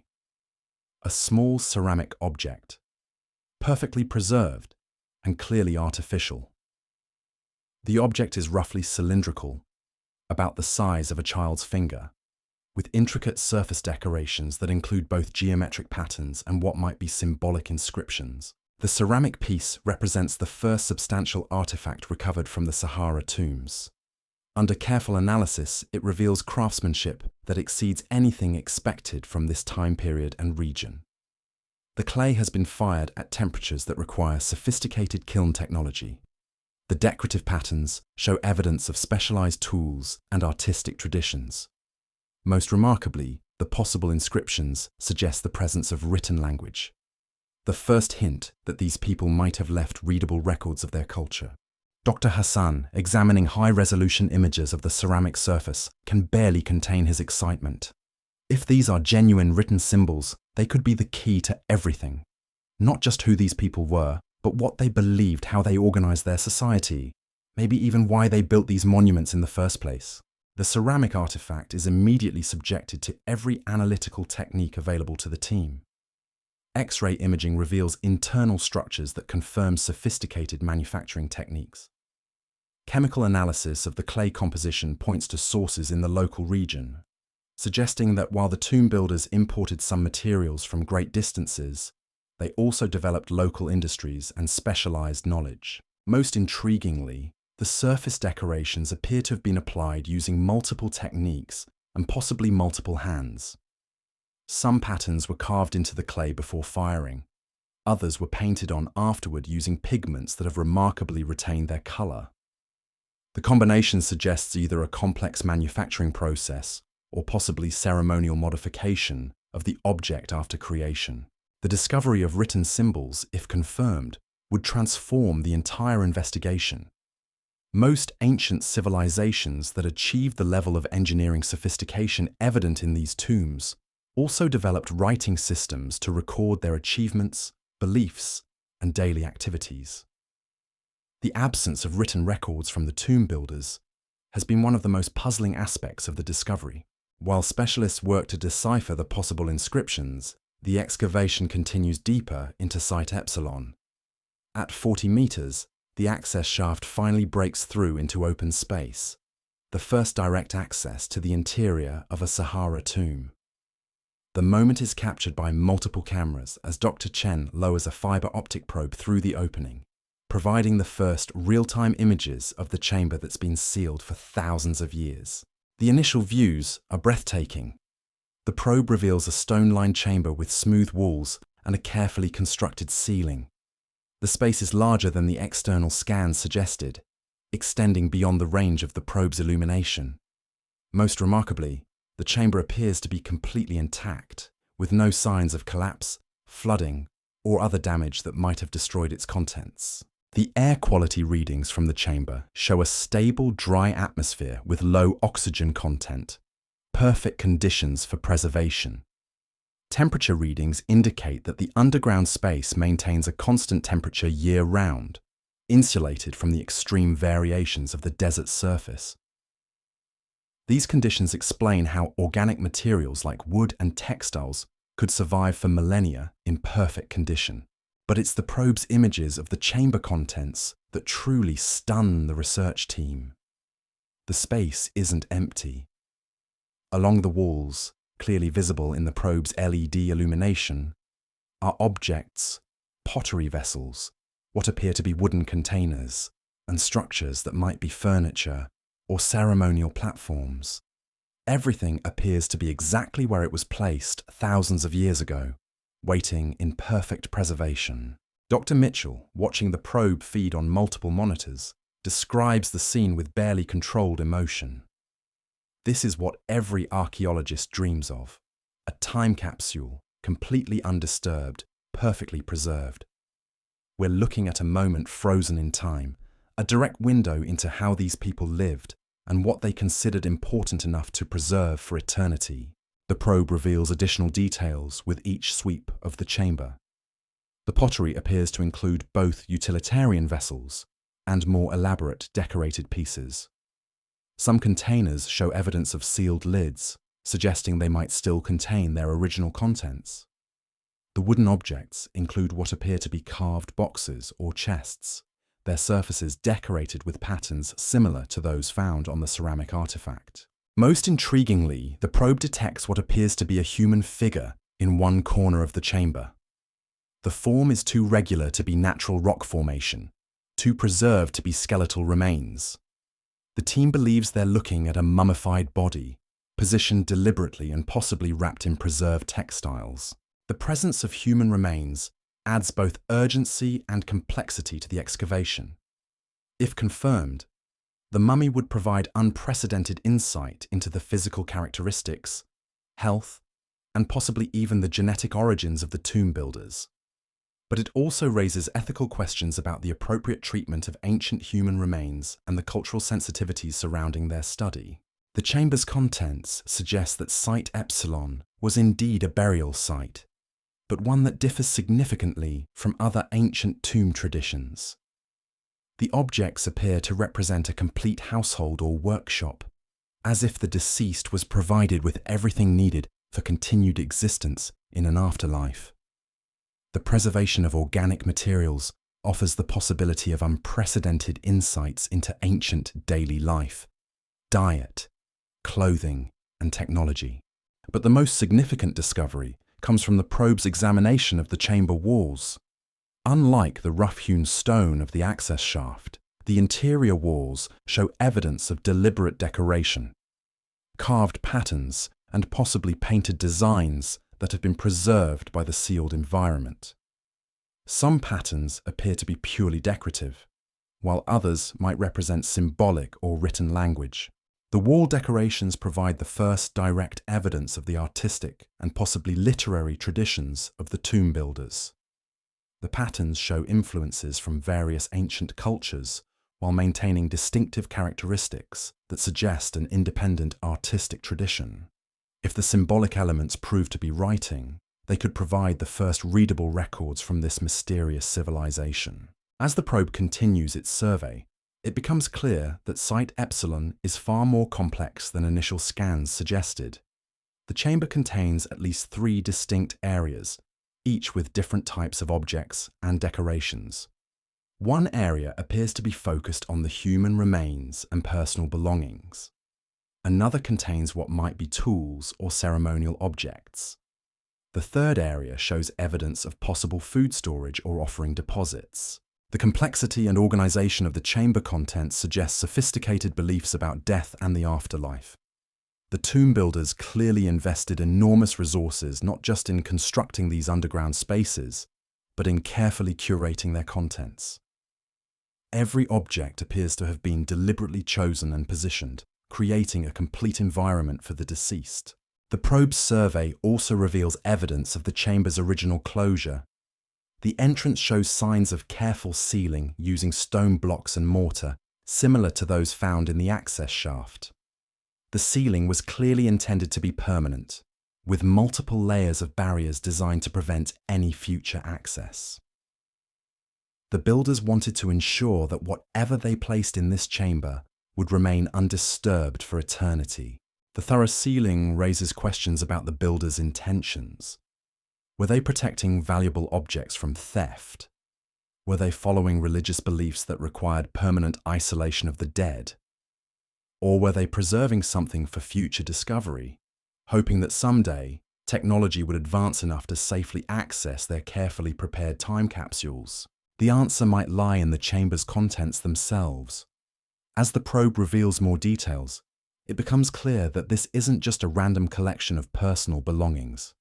The objects appear to be carefully selected examples of the builder's technology, artistry, and cultural achievements. If this interpretation is correct, Site Epsilon might indeed be a deliberate preservation of their civilization's accomplishments. The implications are staggering. Instead of simply burying their dead with personal possessions, these ancient people might have created comprehensive archives, complete records of their society preserved in underground chambers designed to survive any catastrophe. Each tomb could represent a different aspect of their culture, with specialized collections of objects, texts, and artwork that together provide a complete picture of their achievements. This archive theory would explain many of the puzzling aspects of the Sahara tombs. The sophisticated construction techniques, the careful sealing, the apparent coordination between sites, all could be explained if these structures were designed as preservation facilities rather than simple burial sites. The tomb builders might have been creating a backup copy of their entire civilization, stored safely underground against the possibility of surface catastrophe. The environmental context supports this interpretation. If these people were indeed facing climate change that threatened their surface communities, creating underground archives would represent a logical response. Unable to prevent the transformation of their green homeland into desert, they might have focused on preserving their cultural achievements for future generations who could survive in the changed environment. As the probe completes its initial survey of Site Epsilon, the research team faces a moment of decision. They've confirmed that the chamber contains extraordinary preserved materials that could revolutionize understanding of ancient African civilizations. But accessing those materials requires entering the chamber physically, potentially disturbing the precise conditions that have preserved everything for thousands of years. The decision isn't just technical, it's philosophical. Do they have the right to disturb a burial site that was so carefully sealed by its creators? Are they fulfilling the builder's hopes for future discovery, or violating their clear intent to keep these spaces closed forever? The answers will shape not just this excavation, but the future of archaeology, in an age when technology allows us to see into the past without necessarily touching it. Dr. Chen, standing at the edge of the access shaft as the sun rises over the Sahara, knows that whatever decision they make will echo through history. Below her feet lies a civilization that achieved remarkable things and then vanished so completely that not even legends survived. Above her stretches an endless desert that has kept their secrets for millennia. The moment has come to decide whether those secrets should remain buried or whether it's time for the sand to give up what it has so carefully preserved. The ancient builders of the Sahara tombs, whoever they were, are about to meet the modern world, and neither will ever be quite the same again. The probe's lights continue to illuminate the chamber below, casting shadows that dance across objects that haven't moved for 4,000 years. In those shadows, history waits patiently for its next chapter to begin. The question now is who will write it, and whether we're worthy of the story these ancient people left behind. The weight of that decision hangs in the desert air like heat shimmer, distorting everything it touches. Dr. Chen knows that once they cross this threshold, there's no going back. The chamber below has waited in perfect silence for 4 millennia. In the next few hours, that silence will be broken forever. The team has spent the past week refining their entry protocol. Traditional archaeological methods, carefully excavating layer by layer, documenting every grain of sand, simply won't work here. The chamber's preservation depends on maintaining the atmospheric conditions that have kept everything intact. One wrong move, one contaminated breath of surface air, and artifacts that survived the rise and fall of empires could crumble to dust in minutes. Instead, they're using a technique borrowed from deep-sea exploration. A sealed entry pod, barely large enough for one person, will be lowered through the access shaft. The pod maintains its own atmosphere while allowing the occupant to interact with the chamber environment through specially designed gloves and instruments. It's like performing surgery through a glass wall. Intimate yet isolated, connected yet protected. Dr. Kowalski volunteers to make the first descent. As the team's expert in ancient materials, she has the best chance of recognizing and preserving whatever they encounter.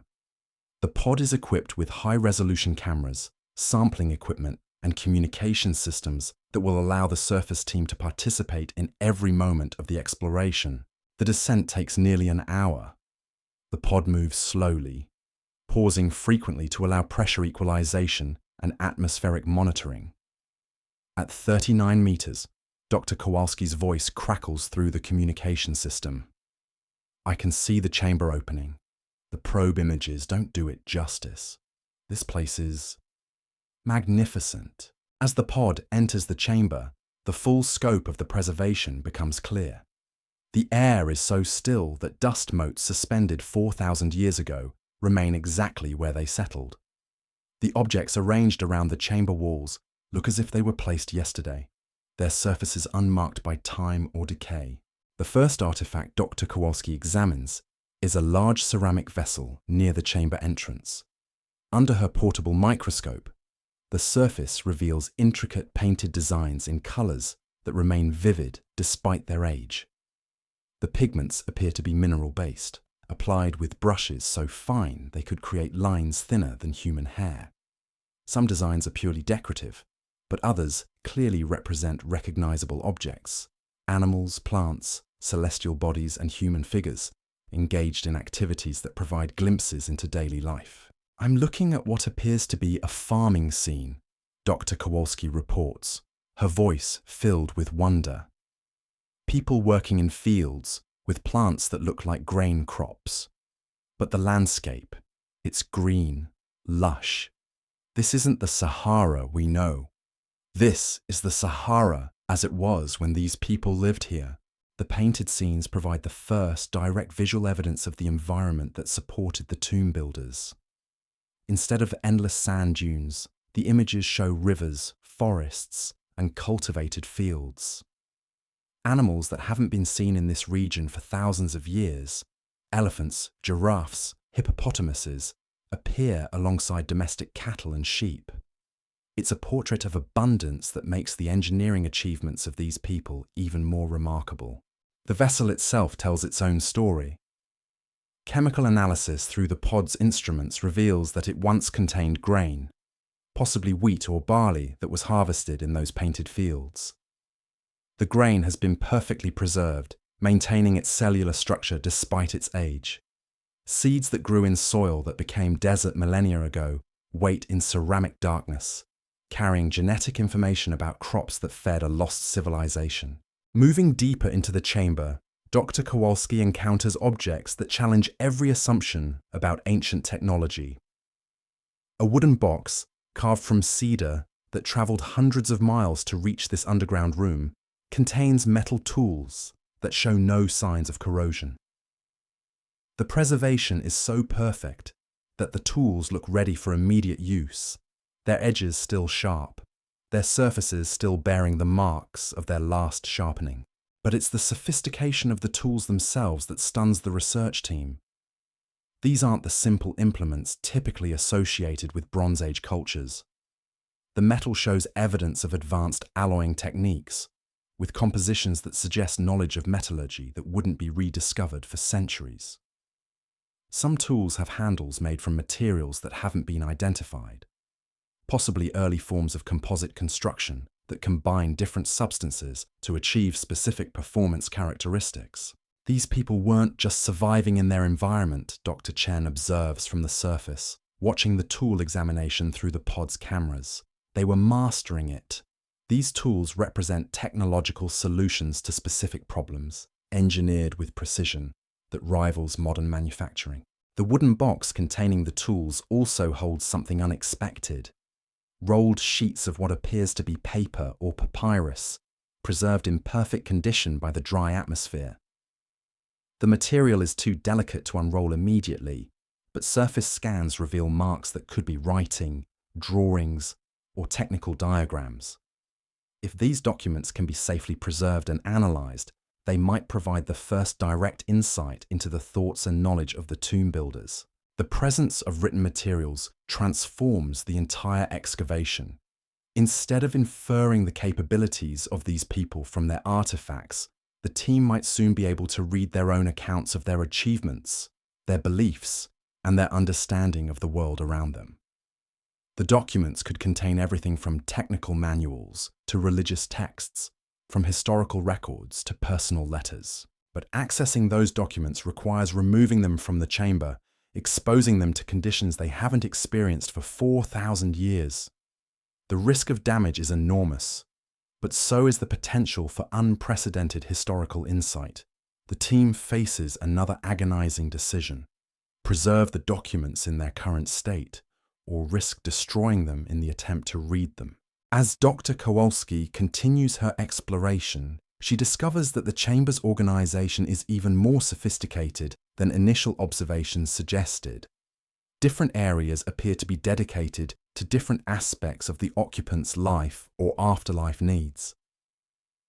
One section contains what are clearly personal belongings: jewelry, clothing, and decorative objects that reflect individual taste and status. Another area focuses on tools and equipment, suggesting preparation for continued work or activity. The most intriguing section, however, appears to be dedicated to knowledge preservation. Here, carefully arranged on stone shelves, are objects that seem designed specifically for information storage and transmission. Clay tablets with inscribed surfaces, wooden boards with carved symbols, and metal plates with engraved text create what looks like an ancient library or archive. The archive section provides the strongest evidence yet for the preservation theory. These aren't random personal possessions or burial goods. They're carefully curated collections of information, selected and arranged for maximum preservation and eventual discovery. The tomb builders appear to have been creating time capsules, designed to communicate across millennia with whoever eventually found them. One tablet in particular catches Dr. Kowalski's attention. Unlike the others, which show various forms of writing or symbolic representation, this one appears to contain mathematical notation, geometric diagrams, numerical sequences, and what might be engineering calculations. The mathematics are sophisticated, using concepts that suggest advanced understanding of geometry, astronomy, and possibly even early forms of calculus. This isn't just record-keeping, Dr. Kowalski reports, studying the mathematical tablet through her magnification equipment. This is advanced theoretical work. These people were solving problems that required mathematical tools we typically associate with classical Greek civilization or later periods. The mathematical evidence supports the growing picture of a highly sophisticated society that achieved remarkable intellectual as well as technological development. The tomb builders weren't just skilled craftsmen or successful traders. They were innovators, thinkers, and problem solvers who pushed the boundaries of knowledge in multiple fields simultaneously. The human remains when Dr. Kowalski finally examines them closely, provide additional surprises. The body has been mummified using techniques that differ significantly from known Egyptian methods, but achieve equally impressive preservation. The wrapping materials include textiles that show evidence of advanced weaving techniques and possibly synthetic dyes. Some wrappings appear to contain preservative substances that haven't been identified in other ancient preservation methods. The mummy's positioning and surrounding objects suggest high social status. The individual was clearly important enough to warrant elaborate burial preparations and inclusion of valuable objects. But more than personal status, the burial appears to reflect intellectual achievement. Many of the surrounding objects are tools for measurement, calculation, and observation, the equipment of a scholar, engineer, or scientist. Initial examination of the mummy itself, conducted through the pod's non-invasive scanning equipment, reveals additional insights into the tomb builder's society. The individual appears to have been well-nourished and in good health at the time of death, suggesting access to abundant food and possibly medical care.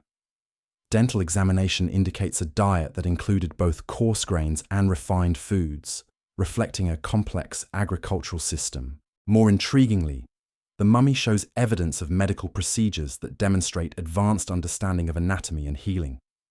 Healed bone fractures show signs of skilled treatment, possibly including surgical intervention. Dental work appears to include repairs using metal implements and possibly early forms of dental prosthetics. The medical evidence suggests a society that valued health and invested resources in maintaining the well-being of its members. As the first day of chamber exploration draws to a close, the team faces a new challenge. They've documented extraordinary artifacts and gathered unprecedented evidence about an unknown civilization, but they've also disturbed a carefully balanced environment that has remained stable for millennia. Even with the most careful techniques, their presence has introduced new variables, temperature changes, atmospheric pressure variations, and contamination from modern materials. The chamber's atmosphere, which maintained perfect stability for 4,000 years, is now fluctuating in response to the pod's presence. Humidity levels are rising slightly as moisture from the surface equipment seeps down through the access shaft. Temperature variations, minimal but measurable, are creating air currents that could gradually affect the preservation of organic materials. Dr. Dubois, monitoring the environmental data from the surface, expresses growing concern. We're seeing changes that could accelerate deterioration processes. The longer we stay, the more we risk damaging the very things we're trying to preserve. We need to work faster, but working faster increases the risk of accidents. The team implements emergency preservation protocols, using portable climate control equipment to stabilize the chamber atmosphere while they work. But they know they're fighting against time and physics. Every hour of exploration increases the risk of irreversible damage to artifacts that have survived since before the pyramids were built. The pressure forces difficult decisions about which objects to examine in detail and which to leave for future investigation. Priority goes to the most fragile materials, the written documents, organic artifacts, and anything that shows signs of immediate deterioration. Less fragile objects, including most of the stone and metal artifacts, are documented photographically but left in place for later study. The written materials receive particular attention. Using specialized lifting techniques developed for manuscript preservation, Dr. Kowalski carefully removes several documents from their storage containers. The material appears to be a form of early paper, possibly made from papyrus or similar plant fibers, but processed using techniques that achieve remarkable durability and preservation characteristics. Surface examination of the documents reveals writing systems that combine several different approaches: pictographic symbols similar to Egyptian hieroglyphs, alphabetic characters that might represent phonetic sounds, and numerical notation that uses sophisticated mathematical concepts. Some documents appear to be technical manuals, with diagrams showing construction techniques, tool usage, and possibly engineering specifications. Others might be historical records, religious texts, or personal correspondence. One document in particular captures the team's attention. It appears to be a map, showing geographic features that include rivers, mountains, and settlements. The geography doesn't match the current Sahara landscape, but it corresponds remarkably well with reconstructions of the region during the Green Sahara period. If accurate, this map could provide crucial information about the extent and organization of the tomb builder's territory. The map also shows symbols that might represent the locations of other tombs or significant sites. If these symbols can be decoded and correlated with modern geographic data, they could guide future exploration and potentially reveal additional undiscovered sites. The map might be the key to understanding the full scope of this lost civilization's achievements. As the second day of exploration begins, Dr. Kowalski focuses on the chamber's architectural features. The walls, which appeared smooth and undecorated in the probe images, actually contain subtle carved designs that only become visible under specific lighting conditions. The carvings include geometric patterns, astronomical diagrams, and what appear to be technical drawings, showing construction methods and possibly mechanical devices. One wall section contains what looks like an engineering schematic, detailed drawings showing the construction of underground water systems, complete with measurements, angles, and specifications for different components. The level of technical detail suggests that the tomb builders had sophisticated understanding of hydraulic engineering and possibly advanced construction techniques. Another wall section shows astronomical observations, star charts, planetary positions, and possibly records of eclipses or other celestial events. The astronomical data could provide independent dating information for the site, confirming or refining the radiocarbon dates from organic materials. More importantly, the star charts might reveal the extent of the tomb builders' scientific knowledge and their understanding of the cosmos. The astronomical carvings also suggest possible connections between the tomb sites and celestial events. If the builders were using astronomical alignments to coordinate activities between distant locations, it would explain how they managed to maintain communication and organization across such vast distances. The tombs might be positioned not just for optimal preservation, but also for optimal astronomical observation and communication. The third day brings the most significant discovery yet. While examining a section of the chamber that appeared empty in the initial probe survey, Dr. Kowalski discovers a hidden compartment built into the wall itself. The compartment is sealed with a stone plug that matches the wall surface so perfectly it's virtually invisible unless viewed from a specific angle under direct illumination. Opening the hidden compartment requires extreme care. The seal appears to be original, placed by the tomb builders themselves as an additional layer of protection for whatever lies inside. The compartment is small, roughly the size of a modern safe, but its contents could be the most important artifacts in the entire chamber. Inside the compartment, wrapped in preserved textiles, are objects that immediately set the chamber exploration in an entirely new direction. The first item is a metal disc, approximately the size of a dinner plate, covered with intricate engravings that spiral from the center to the edge. The engravings include symbols, numbers, and diagrams that suggest the disc might be some form of calculating device or astronomical instrument.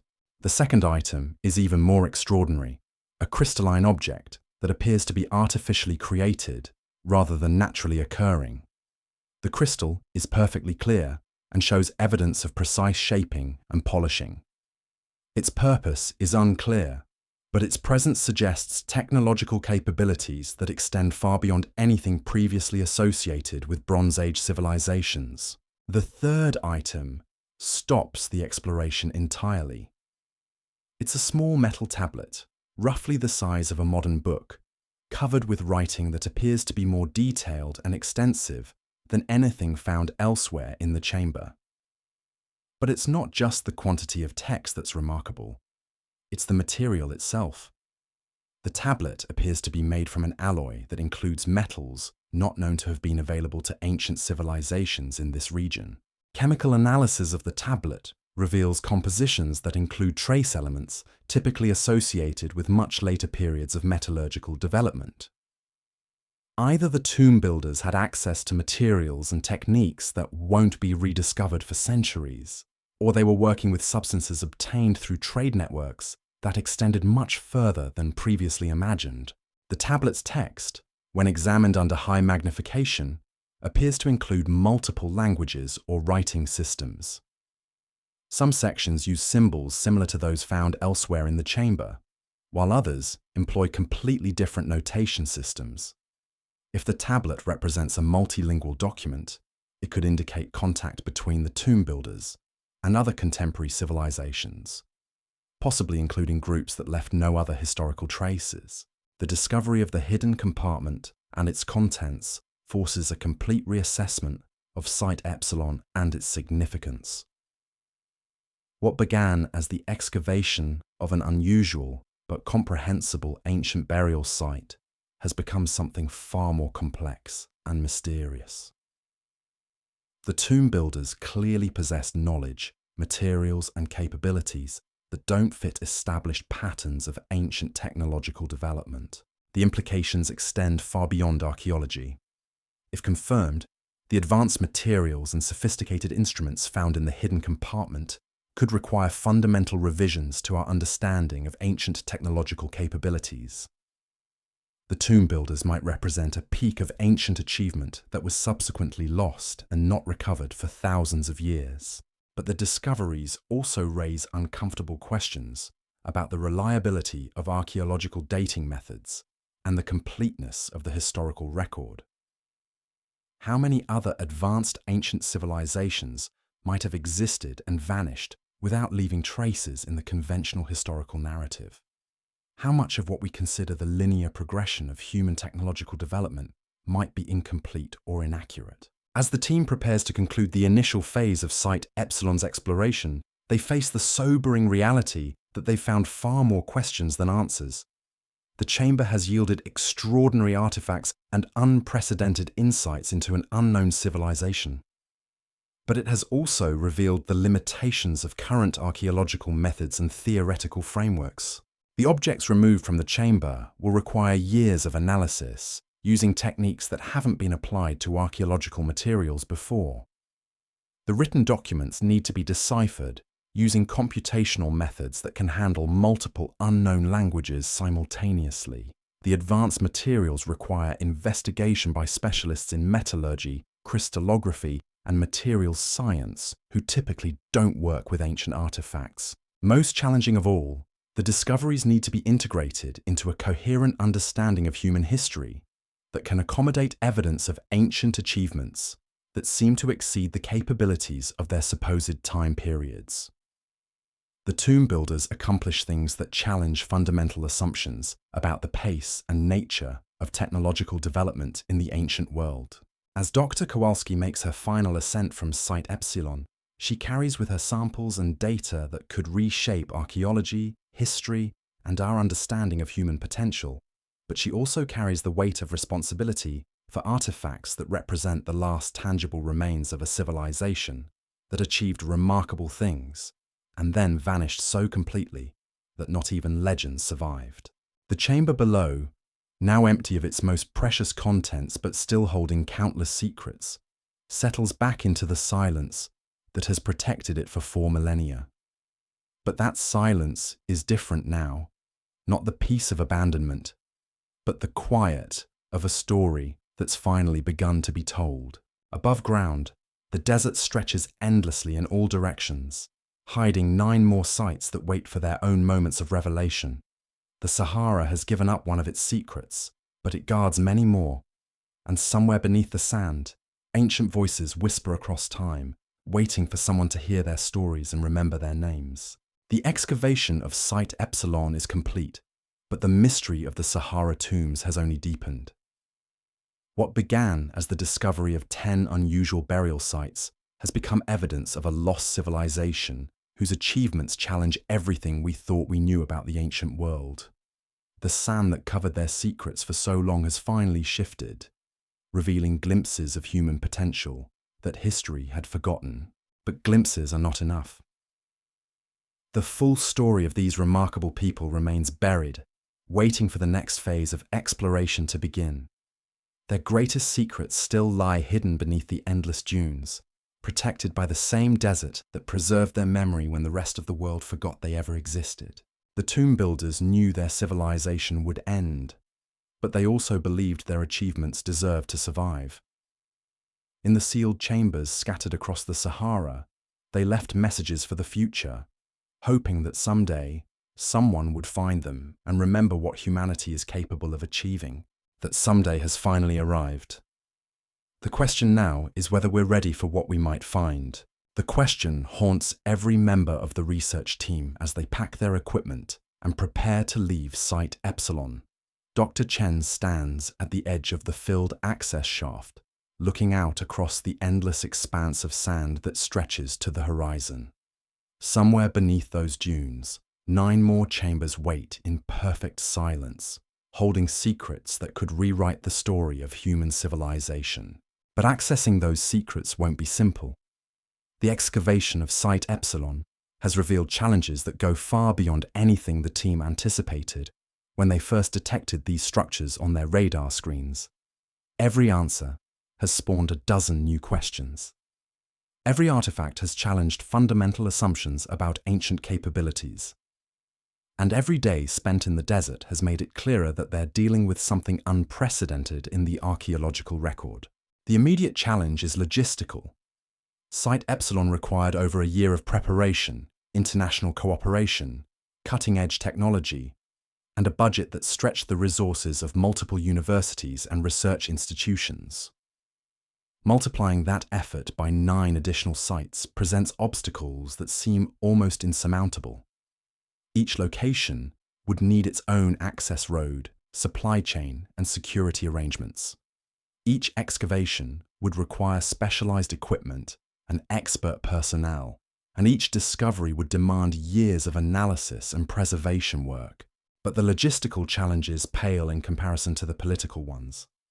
The artifacts recovered from Site Epsilon have already sparked intense debates about ownership, cultural heritage, and research priorities. The Algerian government wants to establish a national museum to house the discoveries. UNESCO is pressing for international protection status. Various ethnic groups are claiming ancestral connections to the tomb builders, and academic institutions around the world are competing for access to materials that could define careers and reshape entire fields of study. Dr. Hassan has spent weeks navigating these competing interests, trying to maintain scientific objectivity while respecting cultural sensitivities and political realities. The process has been exhausting, often requiring more diplomatic skill than archaeological expertise. "We're not just excavating tombs," he observed during a recent planning meeting. "We're excavating the politics of the past, and that's sometimes more complicated than the archaeology itself." The discoveries from Site Epsilon have also attracted attention from less welcome sources. Treasure hunters and artifact dealers, drawn by news reports about advanced ancient technologies and perfectly preserved artifacts, have begun showing increased interest in the region. Several attempted break-ins at the mobile laboratory have been reported. Local authorities have intercepted communications, suggesting organized efforts to locate and loot other tomb sites before they can be properly excavated. The threat of looting has forced the research team to implement security measures that feel more appropriate for a military operation than an archaeological project. The locations of the remaining 9 sites are now classified information, shared only with essential personnel who have undergone background checks. Decoy operations have been established at several locations to draw attention away from genuine sites. And round-the-clock security teams now guard both active excavation areas and the mobile laboratories where artifacts are stored and analyzed. These security concerns highlight one of the most disturbing aspects of the entire discovery. The Sahara tombs represent irreplaceable records of human achievement, yet their value in the illegal antiquities market could provide powerful incentives for destruction. A single artifact from these sites could sell for millions of dollars to private collectors who care nothing about historical context or scientific value. The loss of even one major piece could eliminate crucial evidence about these mysterious people and their remarkable civilization. The pressure has led some team members to advocate for a more aggressive approach to the remaining sites. Dr. Mitchell argues for simultaneous excavations at multiple locations, reasoning that rapid documentation of all sites would reduce the window of opportunity for looters and vandals. "We're in a race against time and greed," he contends. "Every day we delay increases the risk that we'll arrive at one of these sites to find it's already been destroyed."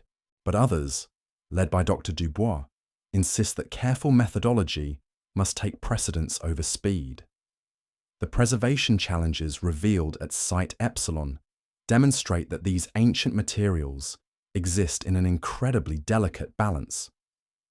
Rushing the excavation process could result in the destruction of artifacts that have survived for millennia, essentially accomplishing the same destructive outcome that looting would achieve. "We have one chance to do this right," Dr. Dubois argues. "If we damage these materials through haste or inadequate preparation, we're no better than the treasure hunters we're trying to stop." These artifacts have waited 4,000 years to tell their story. They deserve our patience and our best efforts, not our panic. The debate reflects broader tensions within the archaeological community about how to balance preservation with access, scientific rigor with public interest, and international cooperation with national sovereignty.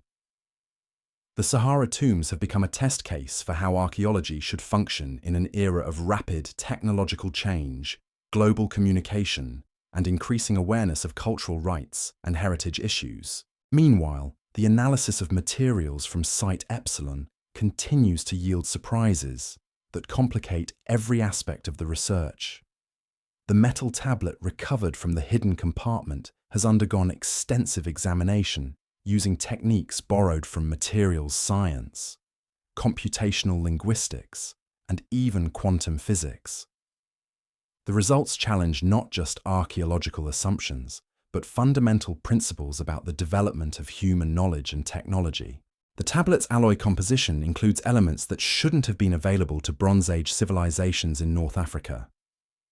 Trace amounts of rare earth metals suggest either access to geological deposits that haven't been identified in the region, or trade relationships that extended much further than any known ancient network. Some elements appear to have been processed using techniques that wouldn't be developed until the industrial age. Dr. Sarah Kim, a material scientist from Stanford who joined the analysis team, describes the tablet as metallurgically impossible based on conventional understanding of ancient capabilities. Either our dating methods are completely wrong, she explains, or these people had access to knowledge and resources that we've seriously underestimated. The linguistic analysis has proven equally challenging. The tablet contains text in at least 3 distinct writing systems, none of which matches any known ancient language. Some sections appear to be technical documentation, with diagrams and numerical notations that suggest advanced mathematical and engineering concepts. Other sections might be historical records, religious texts, or even personal correspondence. Dr. Jennifer Walsh, a computational linguist from MIT, has been leading efforts to decode the tablet's contents using artificial intelligence systems designed for analyzing unknown languages. The process involves comparing symbol patterns, identifying recurring elements, and looking for structural similarities to known writing systems.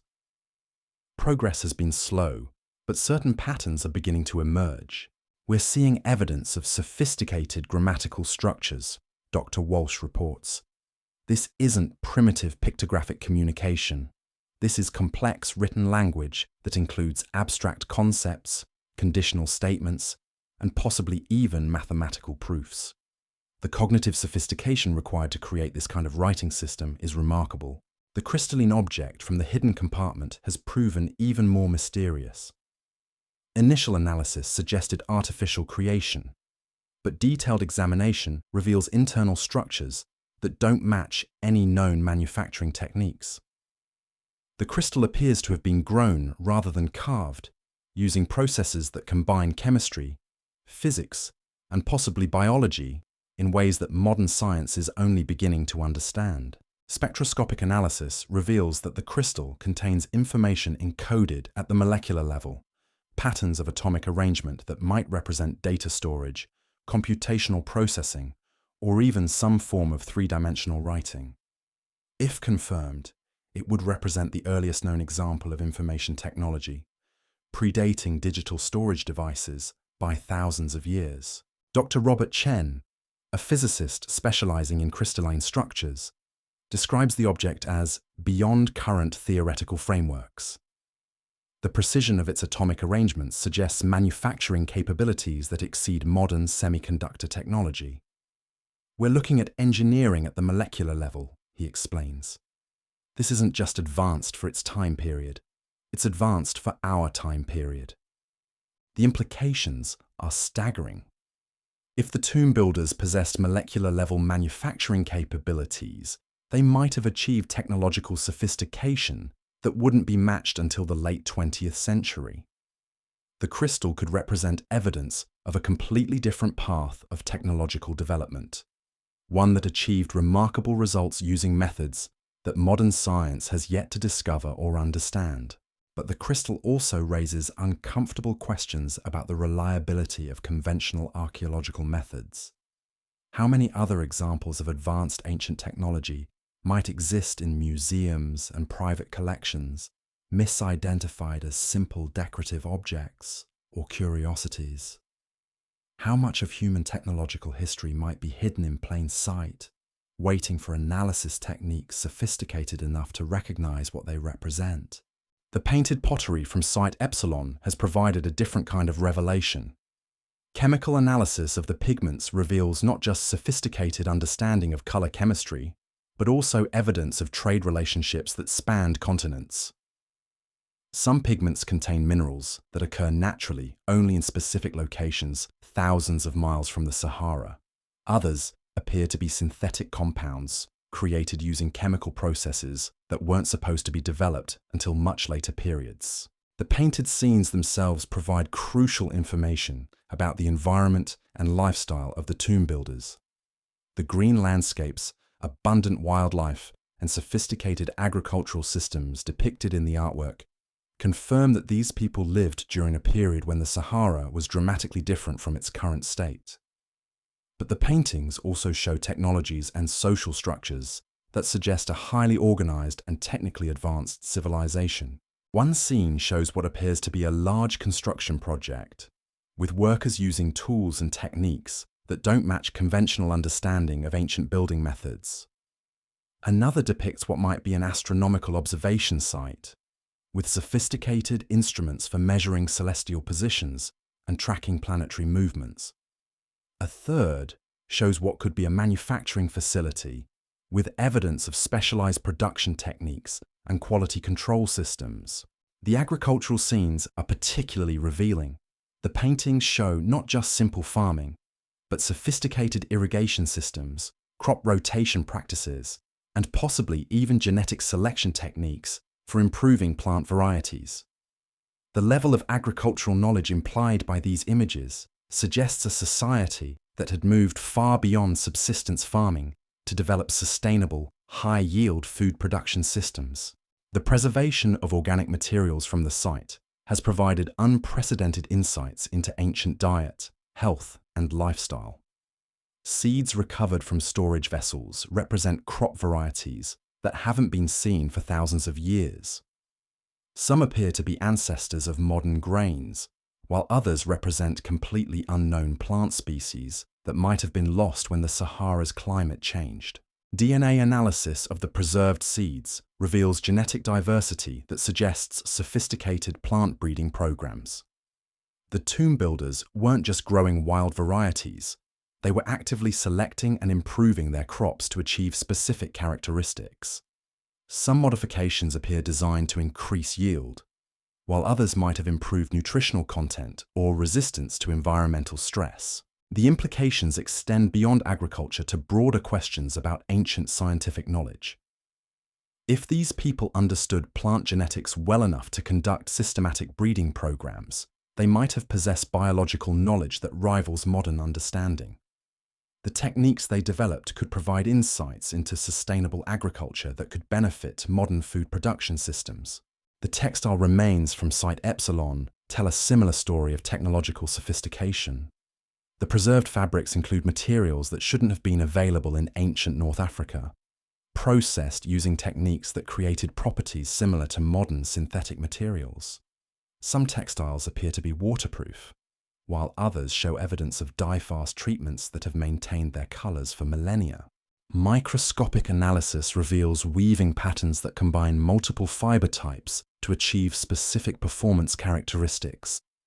Some fabrics appear designed for durability, others for comfort in extreme temperatures.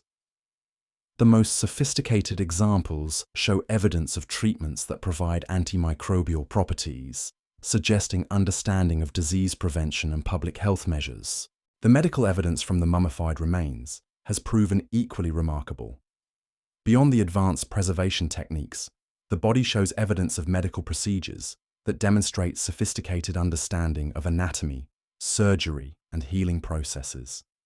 Dental work includes repairs using materials and techniques that wouldn't be redeveloped until the modern era.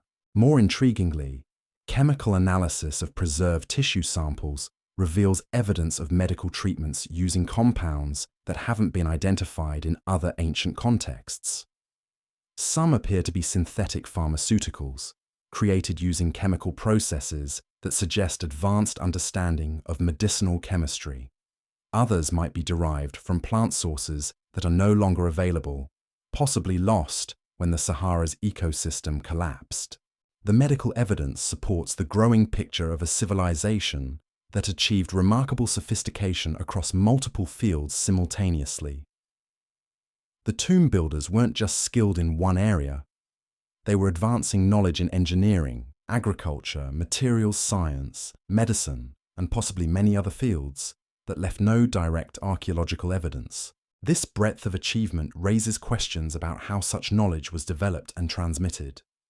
Modern scientific advancement depends on large institutions, extensive educational systems, and communication networks that allow researchers to build on each other's work. How did an ancient civilization achieve similar results? What social and educational structures supported such comprehensive intellectual development? The answer might lie in the other tomb sites scattered across the Sahara. If each location represents a different aspect of this civilization's achievements, the complete network might reveal an educational and research system that distributed specialized knowledge across multiple centers.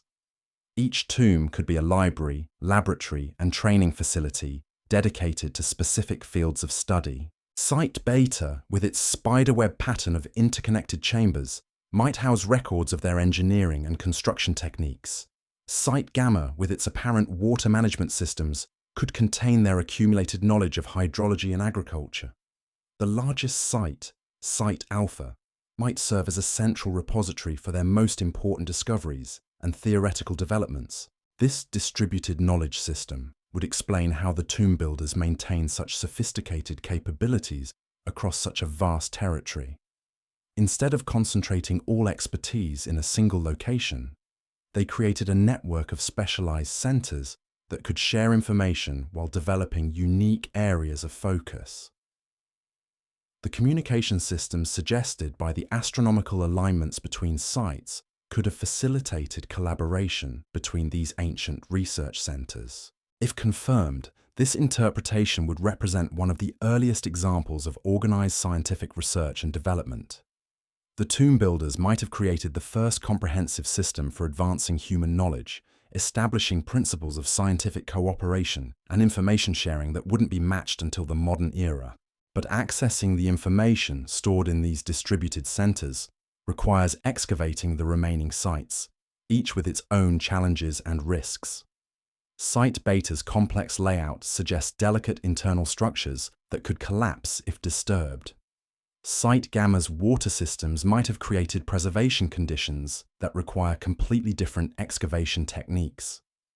Site Alpha's enormous scale could require years of careful exploration just to map its internal organization. The research team is currently developing specialized approaches for each location based on what they've learned from Site Epsilon and the unique characteristics revealed by ongoing scans. Each site will require its own equipment, expertise, and preservation protocols. The logistics of coordinating such a massive undertaking across multiple countries and research institutions presents challenges that push the boundaries of international archaeological cooperation. Funding remains a critical concern. The initial excavation of Site Epsilon consumed resources equivalent to several traditional archaeological projects. Multiplying that cost by 9 additional sites creates financial requirements that exceed the budgets of most research institutions. Grant applications are pending with organizations around the world, but competition for limited funds means that many potential sources remain uncertain. The team has also explored alternative funding models, including partnerships with technology companies interested in the advanced materials and engineering techniques revealed by the excavation. Some firms specializing in nanotechnology, materials science, and biotechnology have expressed interest in supporting research that could provide insights applicable to modern product development. These partnerships raise their own ethical questions about the commercialization of archaeological discoveries. Should ancient knowledge be used to develop modern technologies for profit? How can researchers ensure that commercial interests don't compromise scientific objectivity or cultural sensitivity? The debates echo larger discussions about intellectual property, cultural heritage, and the responsibilities of scientific research. Meanwhile, the political landscape continues to evolve in ways that could affect future excavations. Regional security concerns have intensified, with several of the tomb locations falling within areas affected by ongoing conflicts or territorial disputes. Some governments have expressed concerns about foreign research teams operating in sensitive border regions. Others worry about the security of valuable archaeological sites in areas with limited law enforcement presence. The international attention generated by the Site Epsilon discoveries has also created diplomatic opportunities and challenges. UNESCO has proposed creating a special protected zone encompassing all known tomb locations, with international funding and management. The proposal has support from several countries, but faces resistance from others who prefer to maintain national control over sites within their territories. Academic institutions have begun forming consortiums to share the costs and expertise required for future excavations. The Sahara Archaeological Collaboration includes universities from 15 countries, representing the largest international archaeological partnership ever attempted. But coordinating such a diverse group of institutions, each with its own priorities and procedures, presents management challenges that sometimes overshadow the scientific work itself. Public interest in the discoveries has created both opportunities and problems. Media coverage has generated widespread fascination with the tomb builders and their achievements, leading to increased funding opportunities and political support for continued research. But sensationalized reporting has also fueled speculation and conspiracy theories that complicate serious scientific work. Social media has amplified both accurate information and wild theories about the discoveries.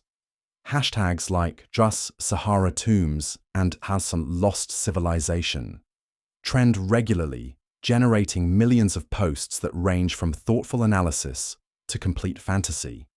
The research team has struggled to maintain scientific credibility while engaging with public interest in responsible ways.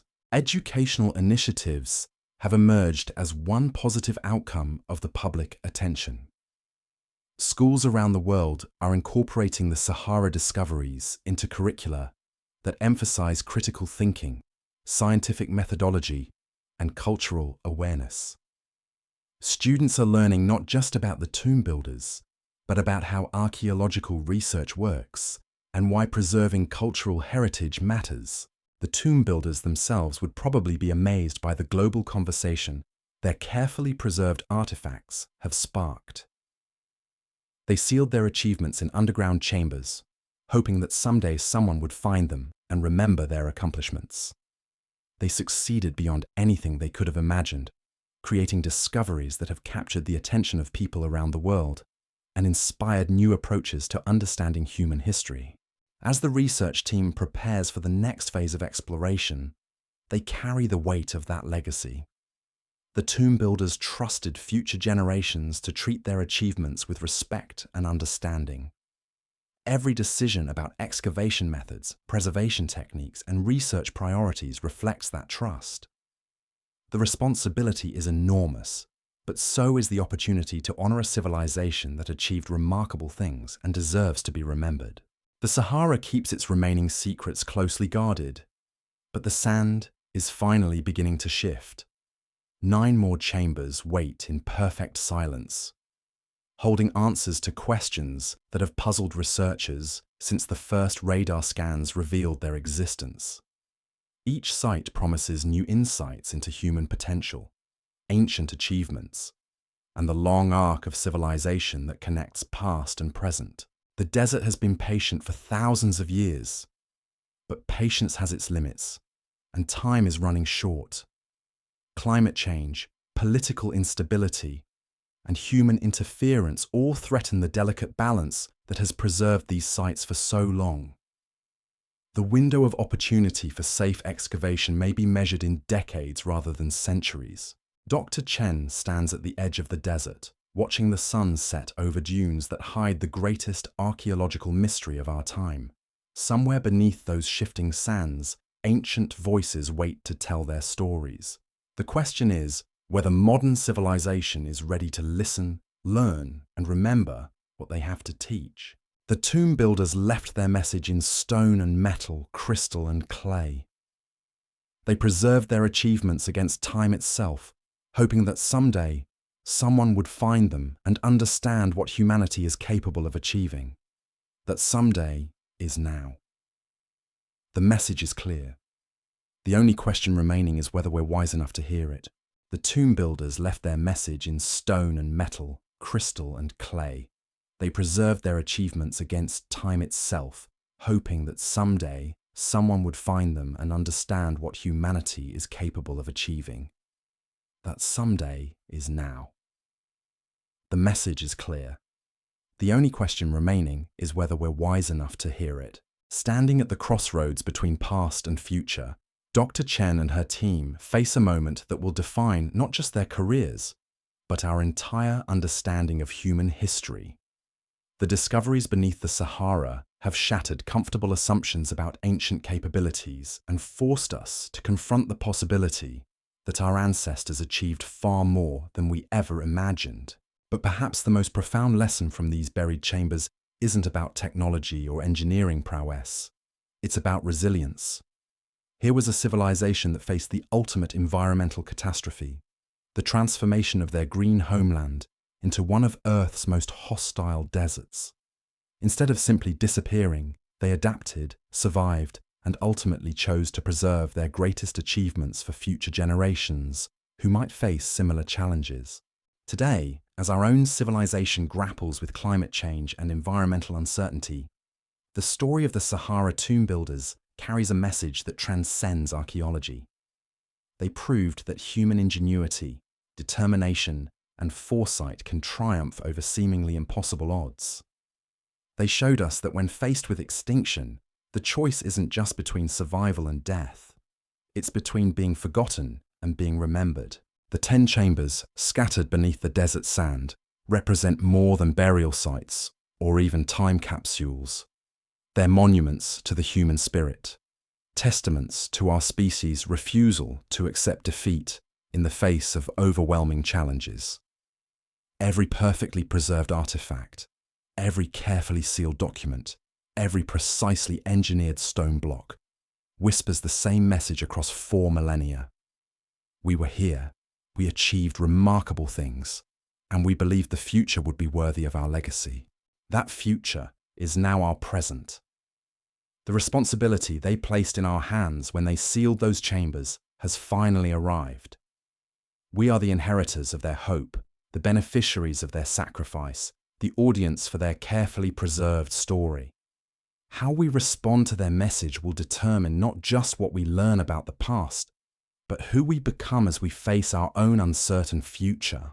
The desert has given up its first secret, but 9 more wait in perfect silence. Each excavation will bring new challenges, new discoveries, new questions about human potential, and the paths not taken in our long journey from the caves to the stars. The story is far from over. In many ways, it's just beginning. What lies ahead may challenge everything we think we know about civilization, achievement, and the true depth of human history. The tomb builders waited 4,000 years for this moment. Now it's our turn to prove we're worthy of what they preserved for us. The sand shifts, the mystery deepens, and somewhere beneath the endless dunes, ancient voices continue their patient vigil, waiting for us to hear their final secrets. The greatest archaeological adventure of our time has only just begun. If this journey into the hidden depths of history has captivated you as much as it has captivated the researchers racing against time in the Sahara, then you know there are more mysteries waiting to be uncovered. Stories that challenge what we think we know, discoveries that rewrite the textbooks, and ancient secrets that speak directly to our modern world. Hit that subscribe button and join us as we continue exploring the forgotten corners of human history, where every grain of sand might hide a civilization, and every discovery changes everything we thought we understood about who we are and where we came from. Because the past isn't finished with us yet, and the next revelation might be even more extraordinary than what we've already found.